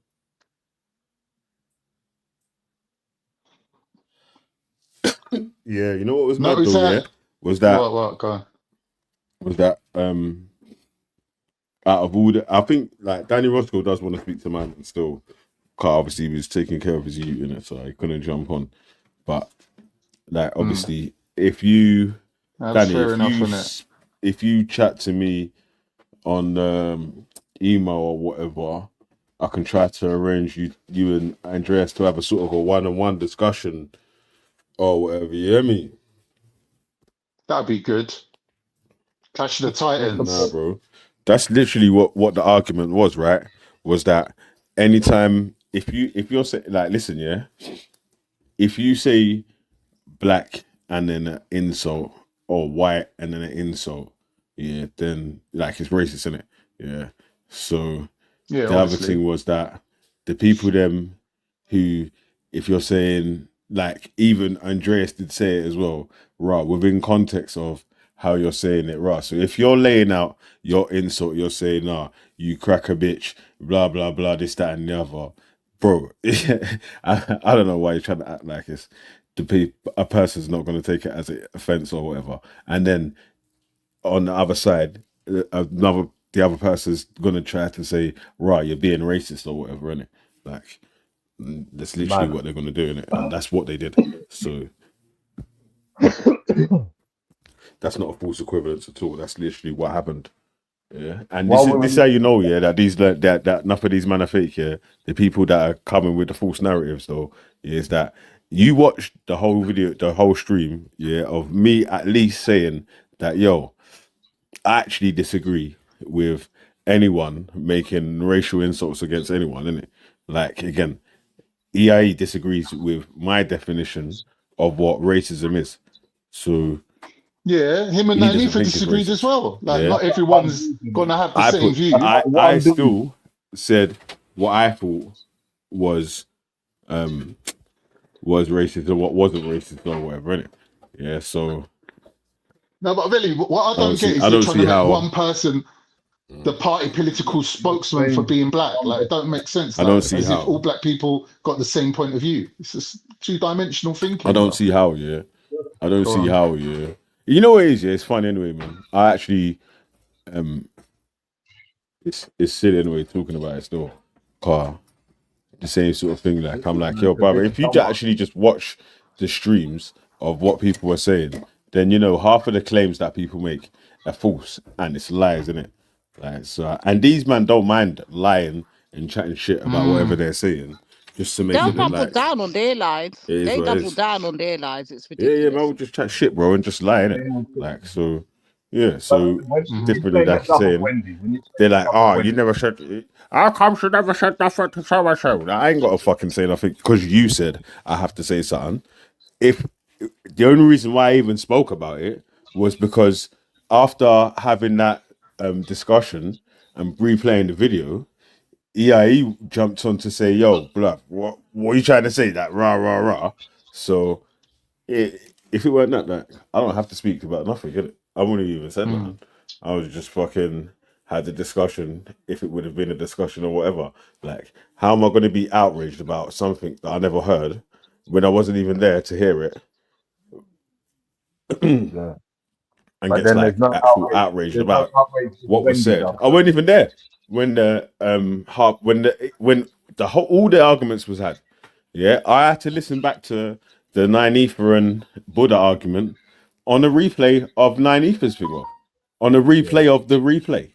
So I was in bed at them times there. You get me, like, so yeah, man. So trying to keep saying, oh, It's a bit unfair to be belly, honest. belly. It's You a know bit what? unfair. That's what's annoying. What like 9ether and ADD keep saying is that with the accusations that these lot try to make here, is that, like, for instance, someone said something here, but now every black person that they disagree with now is at fault for what this one person said. You get me? Which is crazy. No. Which is beyond crazy. All of us have That's to say, like, even though you might have said that you disagree with what the person said, these men are still saying, doing streams or whatever. Probably we're going to do another stream tomorrow saying, oh, Veli didn't say nothing about this, or Veli didn't do this, or Veli didn't do that, yeah, all that sort of shit there. While not calling out any other racism yourselves, yeah, making racial insults that are worse than the ones that you're complaining about as well. It's mad. It's crazy, cuz I don't know what these people are talking about, man. Yeah, buzzing. senile dementia, mate. Senile dementia caught up with them this year. 2024 season. They've gone crazy. Yeah. All them breathing difficulties, 20 fags a day, sitting around not doing nothing no more. Obviously, your brain just snapped. You just lost it one day. These people can't vex me, man. Block their asses, because why get vexed over thickos, man? And it's No matter funny. what you say, they're just dumb, man. It's funny that obviously, like you said, They can't even with the blatant racial insult, you need context. Yeah. Oh yeah, but you don't listen to the contract. Oh, it was 6 years ago. Oh, wow, what are you talking about? Oh, I already played. I apologize and all this. Yeah. All this sort of shit, yeah, the super fake outrage and that, yeah. But at that time there, yeah, you wasn't at that's the actual point, right? That at that times there, when Din Bads happened, none of yous was as outraged as you are today, as you're acting today. All the streams that you're making this month or whatever. Yeah. So that's the actual point of how is fake outrage. None of yous have been as outraged at any racism so far until one, you feel like you've been able to say, you can say, oh, these lots have done something that we can say that we dislike now. Even though it weren't even involving. Wait, hold on. Even though they were using it wasn't even involving them, consistently. The P word was it weren't even involving them. That's the mad thing about it. It wasn't involving none of them. Lady D, this alleged racism claim wasn't even involving the people that are outraged in the racism and trying to make the comparisons against their racism. Not even one of them. It's crazy. That's why you know it's fake outrage, mate. That's what I was trying to say. That right, this really is an argument that EIE and Buddha have never got on anyway. Do you know what I mean? That so EIE and Buddha have always been arguing. Whenever I've seen them on panel, they've, do you know what I mean, always back up or whatever. So that's not a new argument, is it? Yeah. When 9ether and Buddha had a fallout or whatever, I'm still going to say the same thing now, that I honestly think it was just a misunderstanding of words between the two, innit? Like he took the dictionary definition of what was said of the what byproduct meant. Nynaeve had her own meaning of what it was. Obviously, but even then, though, meaning the wasn't argument. correct. Wait, hold on, man. Wait, no, bro, don't do that, man, because you're cutting off my point before I've actually made the point. Yeah, so No, go on, finish like, your point. as Sorry, Buddha already my knows, bad, my yeah, bad. that at the time, Nynaeve did say to him, give me a better word that I could use instead of that so and so. She did say that. Obviously, like Buddha didn't do that, right? Because he was already upset about the byproduct thing and so and so. So, do you know what I mean? Like again, so that was really just a misunderstanding of words or whatever. And again, so Lady D and Buddha's argument or whatever, like they got each other's phone number, innit? Like, so if Buddha was upset with something that Lady D said or whatever, he could have phoned her.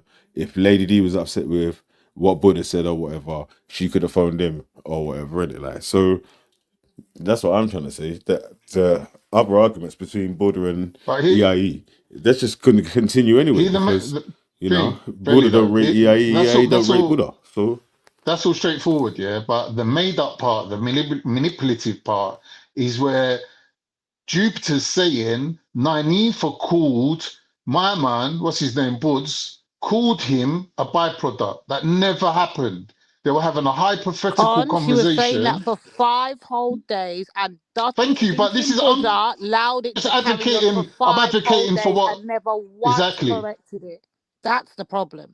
I'm advocating for Nynaeve now because Nynaeve actually did say this herself, which I agree that this is the pivotal point, that she never called no one nothing. They were having he asked her the question, she answered it hypothetically. He never took it as she meant it towards him personally, but Jupiter's pushing this narrative now. Like he called her a byproduct. Like she called him a byproduct. But that's not actually what happened. We all listen to it. Disingenuous, we just listen back to it anyway. Nynaeve done a replay of it anyway, so it's like if you really actually want to hear what was said, you can just listen back to the replay. Forget about what I said. Forget about what so and so said on the video. Watch the video yourself, and you can see what words were actually said in it. You know what I'm saying? Like, so just really just like that, innit, man? You ain't even got to take anyone's word for most of the stuff. Objection denied. Especially on a channel like mine, right? We don't hide videos. We speak with chest, innit? Yeah, you can actually see who I am. You know what I'm saying? Like, so, bro, you can watch this shit on replay. You can slow it down, rewind it back, forth, up, down, in and out. So, half of these other people, when they do their time when they're spazzing out and their time when they're speaking quiet or the time when they're so their shit's so in private, innit? Yeah. Why is that? Because they're not the same, innit? You hear me? What they're saying is just bullshit and lies, hiding and half truths, and you get me? They can't see it with their chest, bro. If you actually actual fact check what they're saying, and as people know, yeah, you're able to actually even type in the chat, in the comment section of a video, of any information that's been provided, of a source that shows or quote from a source that shows the point that's being made is incorrect because A, B, C, D, or E. You don't do that with your videos or whatever. You get me? Like, so it's not the same, man. That's why I know. That's why you guys hold like people like on the G Block, on Nines' channel, and so to such a high regard, right? Because you know what I'm saying, like the level of the criteria, the level of proof or so and so that's needed for one side versus the other. The other side just has to say, yeah, so and so said so and so. That's it. Yeah, don't have to play the video of them saying it. Yeah, don't have to show anything about it. Yeah, it's true. But then if you play the video, it's like a gossip channel. Listen, bro. If you play the video of a man saying something racist, yeah, man's gonna tell you about context. Yeah, so yeah, don't tell me about the different levels of proof and so that the two sides, if we want to call it that, us holding each other up to. You hear me? Crazy. Of course, of course. Mm. I'll blame But Lady D for all this easy. mess anyway. Lady D, mash up the right wing and that. Now they're resorting to gossip. They're resorting to gossip and violence. So, man. You mashed them up too bad, man. That's me. Dismantled the right wing.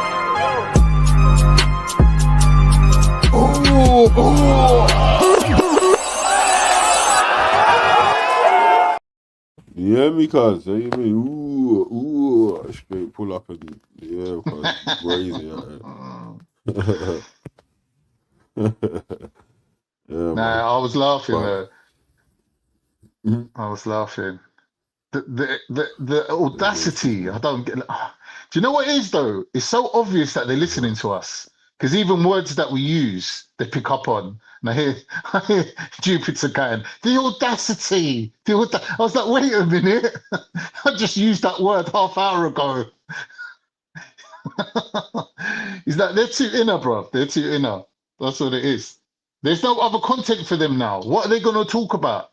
What are they gonna fucking Randy argue Pandy, about I've been now? telling you to jump on for like 3 days, Randy. Jump on, man. Even Randy knows. Even Randy knows. If he jumps on, what's he gonna talk about? We I want him lost to the tell us about this election, review. and No, Khan. He's we. talking about some reviews being debunked or whatever. So come and tell us how it's got debunked, please, Randy. Randy, can you jump on without alcohol, Randy? Can you jump on without your Dutch courage? Let's see. It is what it is, man. Randy and all these other fraggles, it is what it is, man.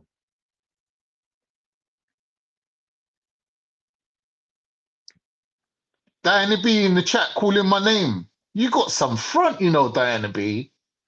You've been heading up this fucking hate campaign, yeah, and now you lot fell flat on your asses, yeah, and you're still chatting shit. The audacity.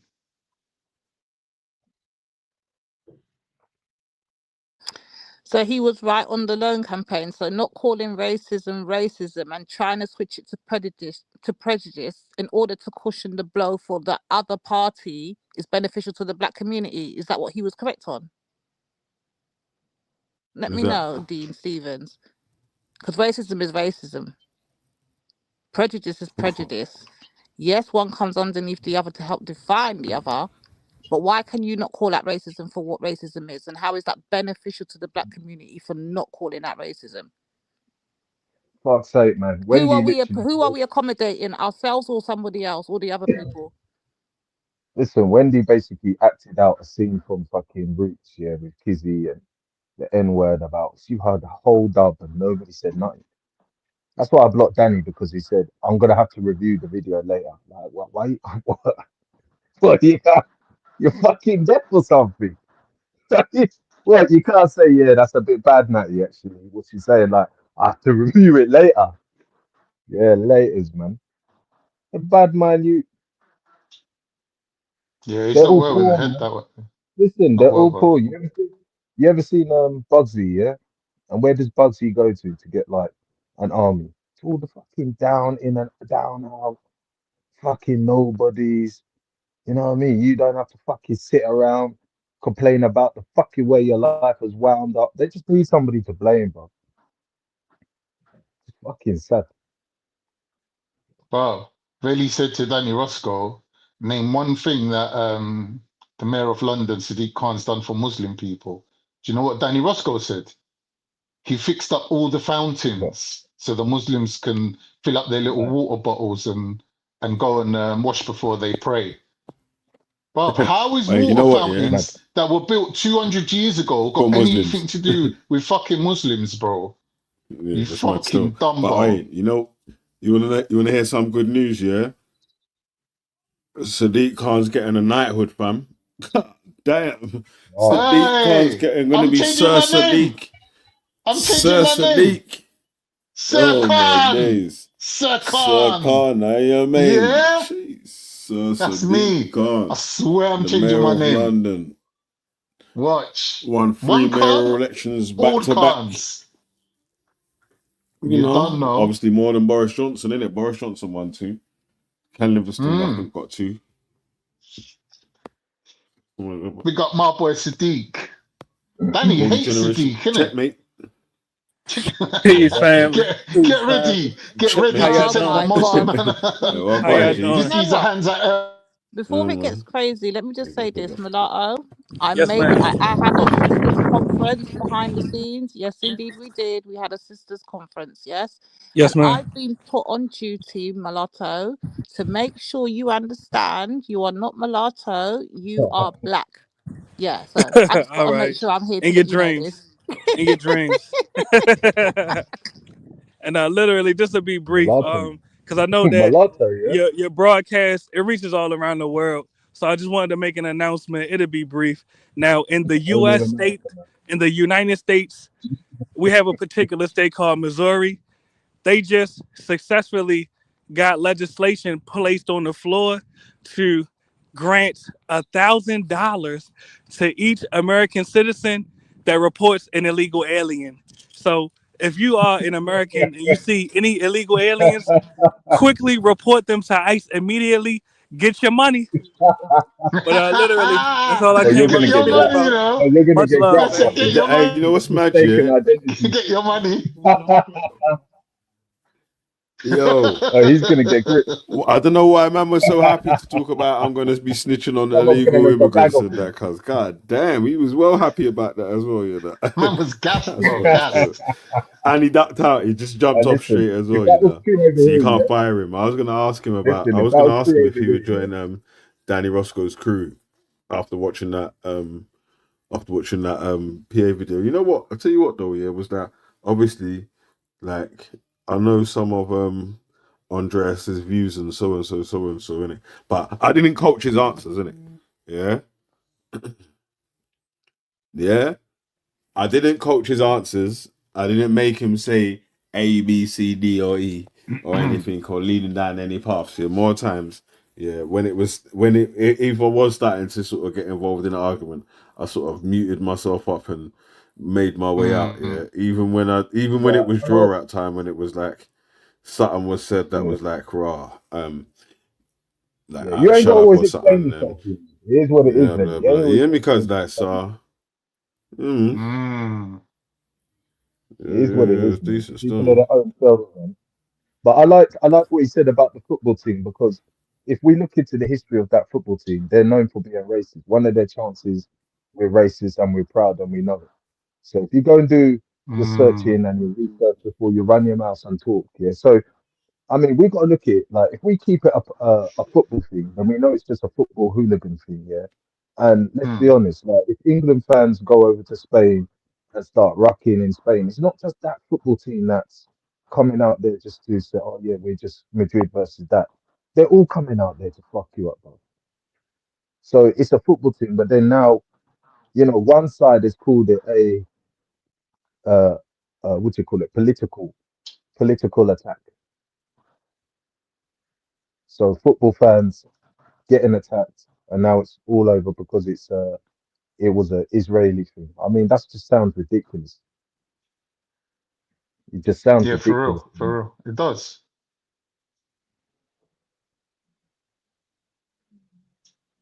So he made a very good point on that bit there.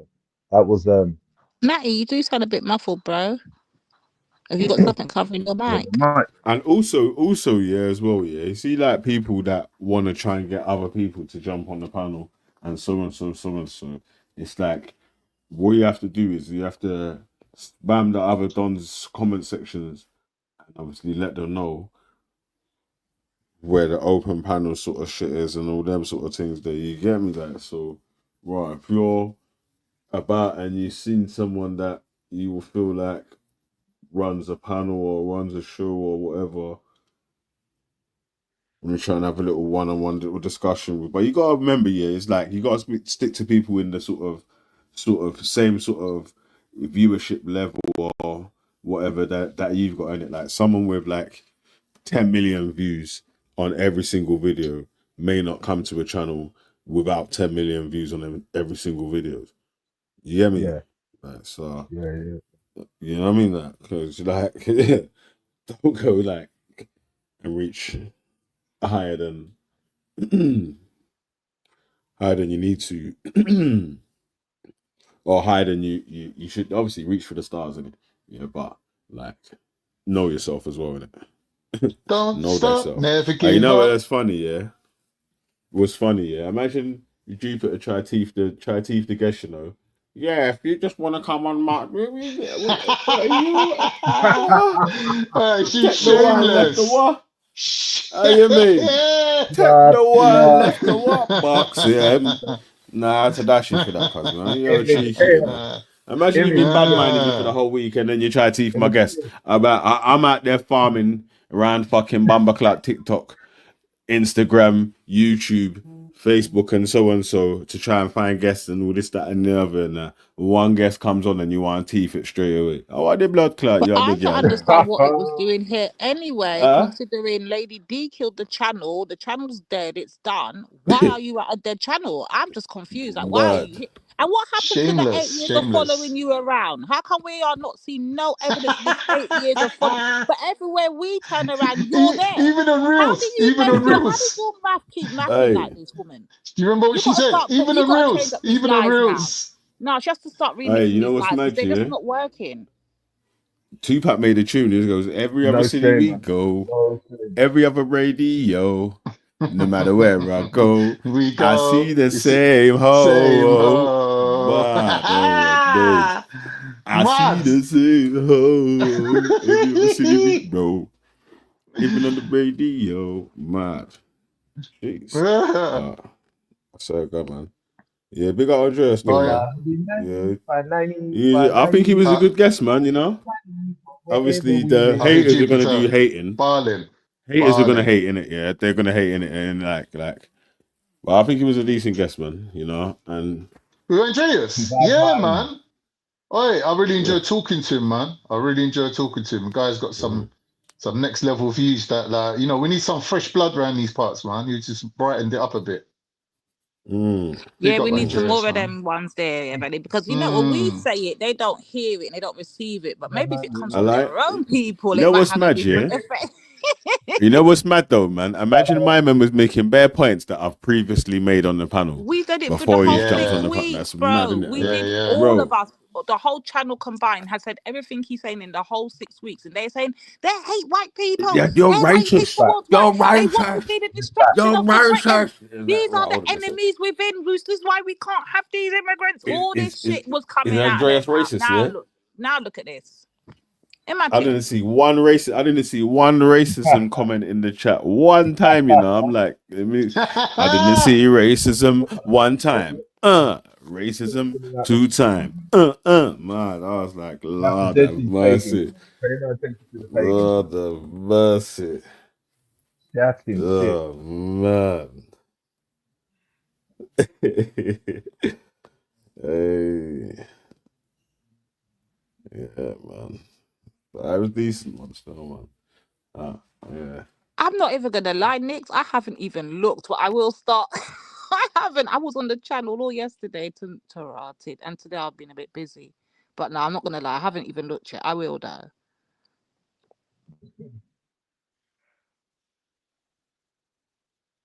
Yeah, Nixie, you should have jumped on and spoke to Andreas, man. You two would have got along, man. You would have got on.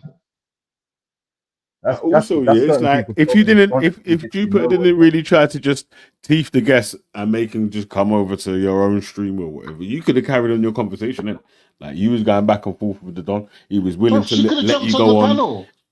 He was willing to let you go on extended monologue and not cut you off, but fact checking what you're saying while you're saying it. Yeah, and it was funny. Yeah, with that, like, raw man scrolled down the screen and it was like there was no results for the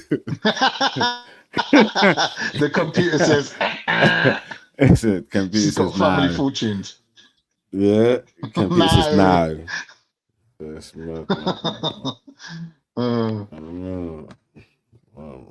so see how it goes, man.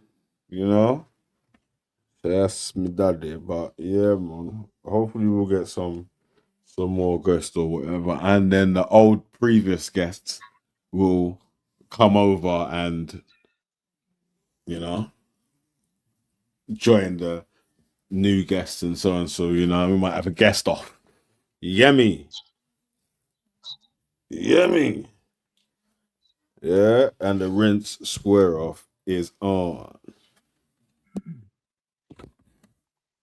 That English Yeah, dictionary is man. no good. The English dictionary is Yeah. no good right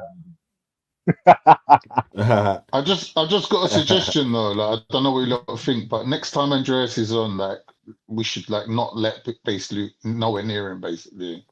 No, it's Because calm, like man. It's calm. It's calm. It's calm. Because he's listen, got a complete opposite political stance. Yet yeah, he's but trying it's to win the geezer over. Why are you trying to win him over? He's like yeah, Andreas said something, and Luke was like, "Yes, yes." Like that was like, you little bum lick. He's like, "Yes, do that, yes." yeah. He agreed with me. He agreed with me. He was so happy. Cut man back, yeah. Bro, you're politically opposed to the geezer's point of view, bro. Are you trying to win him over? Yeah. Don't make I sense. It's like confusing. Hey, Mr. Lottie, that's true, you know. Look, yeah, that's probably gonna make the racist cry as well, right? EIE called Andreas brother, man. God damn. He called him brother, man. You know what I mean? Like, can't be so Well, by the your thing own is, standards that you set earlier, yeah, and we can that was a very good segue, yeah. By your own standards that you lot have set, yeah, is like you may have to discount EIE out of this racist claim that you've made up for being able to count people as racist and not, right? Because you gave a lot of reasons what makes someone not a racist. Like they could say a racial insult without being provoked first or whatever. They could just be angry. They could do this. They can do that. Blah, blah, blah, blah, all these different things. You know what I mean? Like so, you know, EIE. And then at the end, they were saying, Wendy was saying, I don't want to kill any black people. so I'm not racist. I was like, God damn. It's because you don't want us to die. You know what I'm saying? and it was good.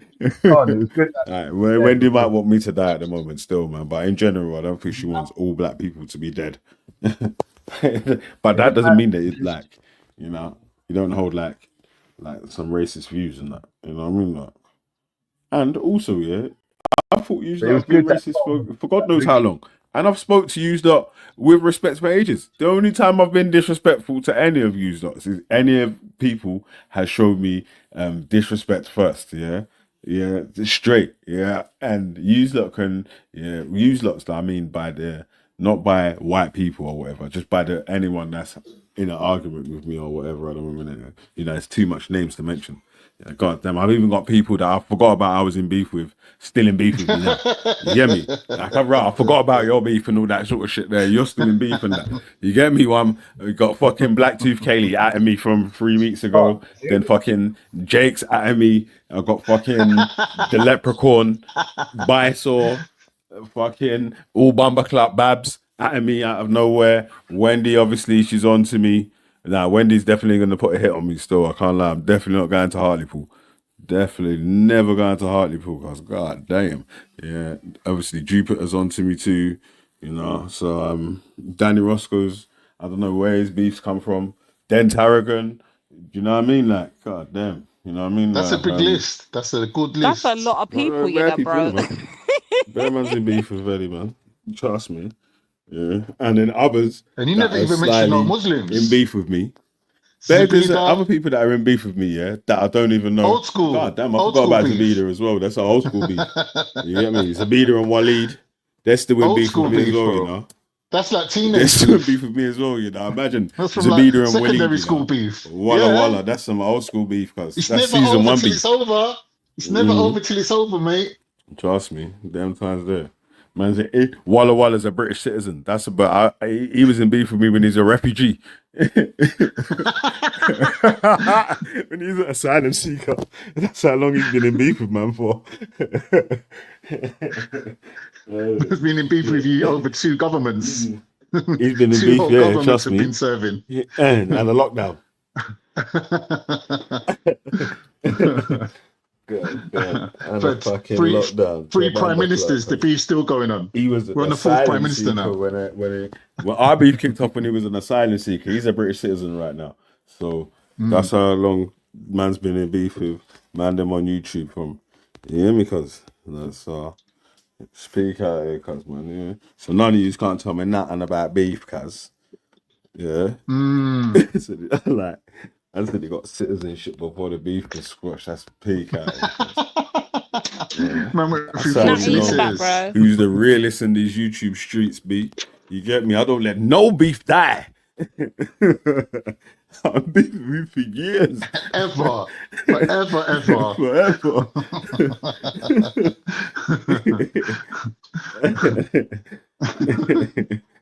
Oh man, yeah. See, so yeah, man. So stop crying, man. Anyone that's new in the beef or whatever, stop crying, man. You get me?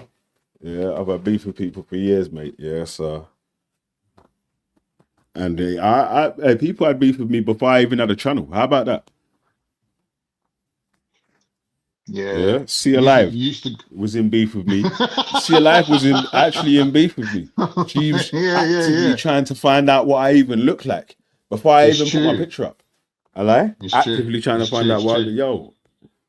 So God damn. Yeah, man. Crazy. I really remember C Alive's video when she lost weight and she was so happy and she filmed herself dancing in the living room. I was cracking up, man. I was in stitches. Right. Wendy was playing one old school thingy from back in the day, yeah? There's some old school rant that they had.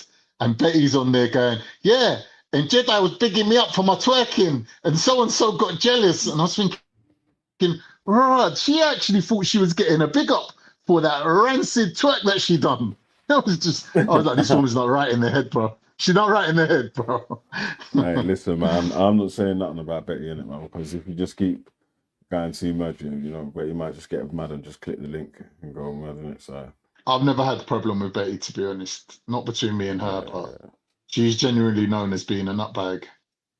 No, obviously Betty's been in beef with me from years ago, man. What do you mean? She just decided not to beef me later on. Alright, do you know what? Yeah, this a man had a beef. Yeah, listen to how this beef went. Yeah, I was caping for Betty, and then she started beefing me. That's how the beef started. That's how the beef started. You know. Yeah. So we was on Google Hangouts. Yeah, with Marshall Mathers. Yeah, AOP. Yeah, you remember? Everyone remembers Marshall. Yeah. You remember Marshall Mathers? I don't know if any of you remember. I remember AOP still. Yeah, so anyway, yeah, he was on the panel. He was like from Morocco or whatever, innit? Yeah, and then everyone else was on the panel or whatever, yeah. And he must have called Betty a monkey or something like that, yeah. And I'm like, hey, bro, you calling a monkey? And you know, like back in the day, yeah, everyone was spazzed out if you say something that seemed like it could have been racist. Right, you calling a monkey, right, you little dickhead, Yeah, she went, oh, you fucking pussy. Don't fucking try and stand up for me. Don't. I was like, right. But he just called you a monkey. He called you a monkey. She don't care. Man. She don't care about that. She don't care. He called you a monkey. I was like, right. Now, she had different rules in her school. That weren't racist. That weren't racist in her school. Yeah. Don't forget, she went to school in Manchester or wherever. They got different rules, bro. In my school, you call someone a monkey, you're getting a fucking black eye on the spot. Yeah. That's not even a consideration. Was it racist? What was the context? How did he say it? Bro. Ain't none of that. You got caught, man. Yeah, that's like a straight cuffage. Got the rush. You weren't get rushed by the half of the year. I think one time, someone. Yeah, you could even get suspended from school. You might have to leave. You know what happened, one time, someone wrote NF on someone's thing mob, and then people was gonna rush them, like it was literally if the people didn't say, oh, I wrote it on there for a joke, on someone else's, it was like they confessed to doing it. Yeah, wrote it and then stuck it on someone else's bag, and the person didn't know where it come from, innit? So they was genuinely like, bro, I don't know what the fuck you're talking about, cuz this is definitely not shit. Because I was like, shit was about to get hot. If so and so didn't say that he done that as a prank sort of thing, then Mm. that could have got peaked from still. And you know, like obviously in school times, context didn't really matter, innit? Like, right, man's got a sticker with NF written on it. Not even a proper NF sticker in it. That's how you know it was a dickhead thing. Oh, Anyway. really? Like, Here, this sticker. is a crazier one than that, yeah? A Jamaican guy and a Nigerian guy nearly had a fight because the Nigerian guy used the word yardy and the Jamaican guy took offense to that. Yeah, the Jamaican guy's like, you can't use that word yardy, that's racist. And he was like, how's it racist? You know what Nigerians are like? They tell them not to do something, and he's just looking at them and going, bro, you're a yardie. Man spazzed. Man proper spazzed, bro. Big up man like Julian, if you're listening. You are. Julian spaz. He calling it Randy, yardie. don't type Just went another thing mad. about nothing until you hit the fucking link, Randy. And you got one more last. If you don't hit this link and come and explain your shit, then I don't want to see you typing that and in the chat about no nines, nothing. Come and talk to nines, innit? Stop your foolishness. You're a big man. You're a pensioner now, man. Behave yourself. Randy's a little shit stirrer. I mean, it's funny still, man. But yeah, man. Alright, go on then. I'll be back in a sec still, man. Alright. Do you want to share screen or anything? Did you have a video to play? Or Lady D? Do you want me to play that? Do you want me to play that video that I uploaded Yeah, earlier? on the thing. Yeah. Yeah. I'm gonna mute up still. I thought he was going to play something from Andreas. Nah, do you know what? Yeah, I think I'll remove some of my Andreas videos, man, because you know I do screen record, innit? So it's, I'll tell you what, I think I've got an Andreas video on there still. I'll tell you, that's a good idea. Well done, Con. I'll play an Andreas video still. That makes more sense, right? Because he just featured on the show and everything. They hear me. Yeah, He's probably watching still. Oh, Randy, I got another question. Is it true that what I see type in the chat? Was you in Jedi's chat typing the N-word all over the place? There we go. Is that Man, true? Come on, Dre, man. you know. Come on, man. We know what he done. Assalamu alaikum, you beautiful people. Welcome to the Voice of Sound Reason with me, Andreas, and I have been looking into the Reform Manifesto. Oh, yes, I have. This has taken some serious time to actually get into the grips of, and I've managed to sum it up in this video, basically. Now, if you're a working person and you're one of these people who seem to think that reform is the answer, if you're not a rich person, you're going to find out very quickly in this video that reform are not going to benefit you in your lifestyle or your lifetime. Here's how it happens. So, tax cuts and economic inequality. Reform UK advocates for substantial tax cuts, including reducing income tax rates, lowering corporation tax, and potentially eliminating or reducing inheritance tax. These proposals are aimed at stimulating growth by leaving more money in the hands of individuals and businesses. Why it might not work. Cutting taxes, especially without a clear plan for offsetting the loss in government revenue, could lead to significant budget deficits. The UK has already high levels of national debt, and reducing taxes without corresponding cuts in spending could make it harder for the government to invest in key public services like healthcare, education, infrastructure, etc. If tax cuts primarily benefit higher earners or corporations, the overall impact on economic growth might be less than expected. Wealthy individuals tend to save or invest tax savings rather than spend them, meaning the trickle-down effect on the wider economy would be limited. How does it benefit rich people, you wonder? The proposed tax cuts, particularly corporation tax and higher income tax rates, would benefit the wealthy and large corporations directly, allowing them to retain more wealth. The reduction in inheritance tax would also allow the wealthy to pass on more wealth to their heirs without it being taxed, perpetuating wealth inequality across generations. The austerity measures and public service cuts. Now, Reform advocate for reducing government spending by cutting public services and welfare. This includes reducing the size of civil service and limiting public sector wages. Why it might not work. Cuts to public services can lead to a decline in the quality of essential services like healthcare, education and social welfare. While this might reduce government spending in the short term, it could lead to long-term social and economic instability, particularly if the cuts lead to poorer health outcomes, lower educational attainment or increased inequality. The burden of austerity policies tends to fall on the most vulnerable members of society, including low-income families, the elderly, and people with disabilities, who rely on public services. This could lead to widespread social unrest. How does this move benefit rich people, you wonder? Wealthier individuals are less dependent on public services like the NHS, social housing, or unemployment benefits. Therefore, cuts to these services are less likely to affect them directly. They may also benefit from reduced taxes on their incomes and businesses, allowing them to retain more wealth. Lowering taxes on businesses can increase corporate profits, which might lead to greater dividends or capital gains for wealthy shareholders and business owners. Guess what Nigel's been investing in lately? Now, Brexit.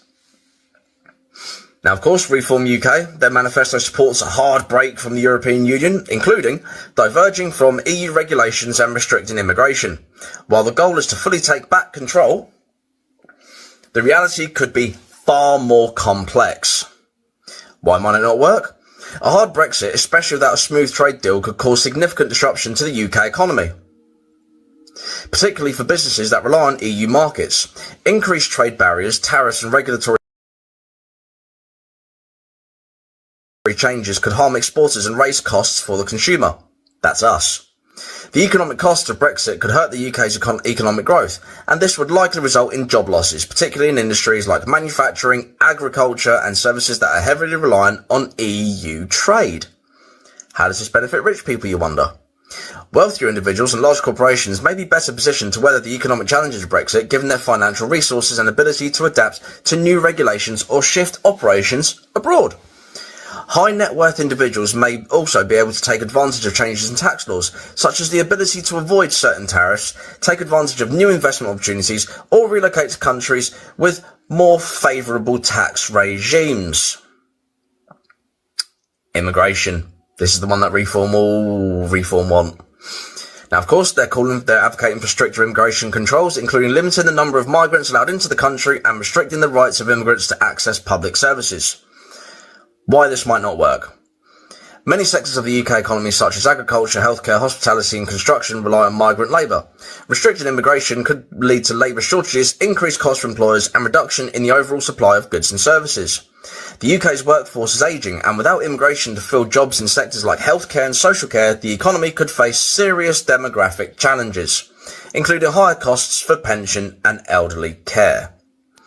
How does this benefit rich people, you wonder? And again, wealthier individuals and large companies that can afford to hire skilled workers or invest in automation might not be affected by immigration restrictions. Wonder why that is. In contrast, low-wage workers in industries relying on immigrant labour could see job losses or wage stagnation. Immigration restrictions can also keep wages low for less skilled jobs, which benefits employers who do not have to raise wages to attract workers, thus preserving their profits. Starting to look like that reform are just for the wealthy people, not for the working people. It's funny that, isn't it? Undemocratic elements and centralised power. Some elements of the Reform UK manifesto propose constitutional changes that could centralise power in the hands of the executive, such as reforms to the Parliament or judiciary. Why might this not work? Centralising power can undermine democratic accountability and checks on government power. Yep. This might lead to decision-making that serves the interest of a select few rather than the wider population. It could also result in a weakening of institutions that protect individual rights and freedoms. How does this benefit rich people, you wonder? I'm about to tell you. A more centralised government may make it easier for wealthy elites or large corporations to influence policy and decision-making. Basically, Nigel, if he gets in, will be bought off by whoever pays him the most. Wealthy individuals often have the resources to lobby or gain influence over politicians, and shift towards stronger executive control could make it easier for them to push through policies that serve their own interests. That's their interests, not the interests of the general public of the UK. So, to conclude, while Reform UK's manifesto offers bold ideas to reshape the UK's economy and society, these proposals have serious consequences in practice, particularly for lower income individuals and vulnerable populations. The tax cuts, public service reductions and economic policies proposed are likely to disproportionately benefit the wealthier people, while potentially harming public services, creating social divisions and leading to economic disruption. These policies will not work as intended and will worsen inequality, benefiting the rich at the expense of the rest of society. Now, for anyone who's going to keep going on about how reform are for the working man, for the working people, argue what I've just said. Because guess what? You won't be able to. So, a vote for Nigel is a vote for the elite, the establishment, the rich, and a big middle finger to the majority of this country who are not wealthy or part of the elite. Because a little secret for you all, guys. Nigel's part of the elite. Good day.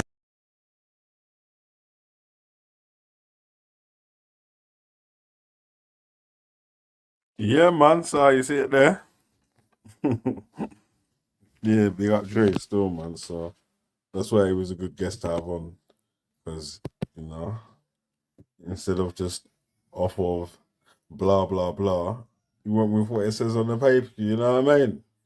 Done a quick little research, constructed the video. Bob's your uncle. You know what I mean? Fanny's your aunt. You know what I'm saying?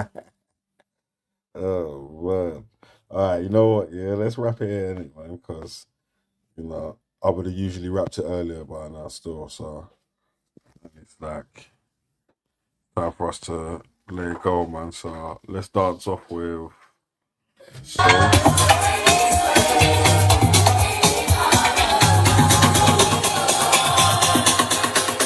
Come with it.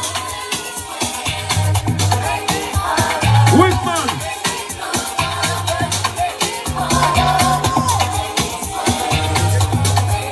After throw me brother. I think they turn it up on your pole.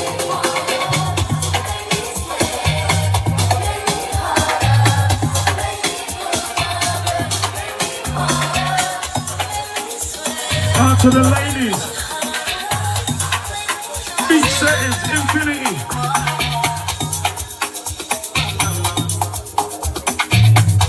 Okay, the birthday gang. Okay, Shannon. Out to Amber. Wait, when did I that say?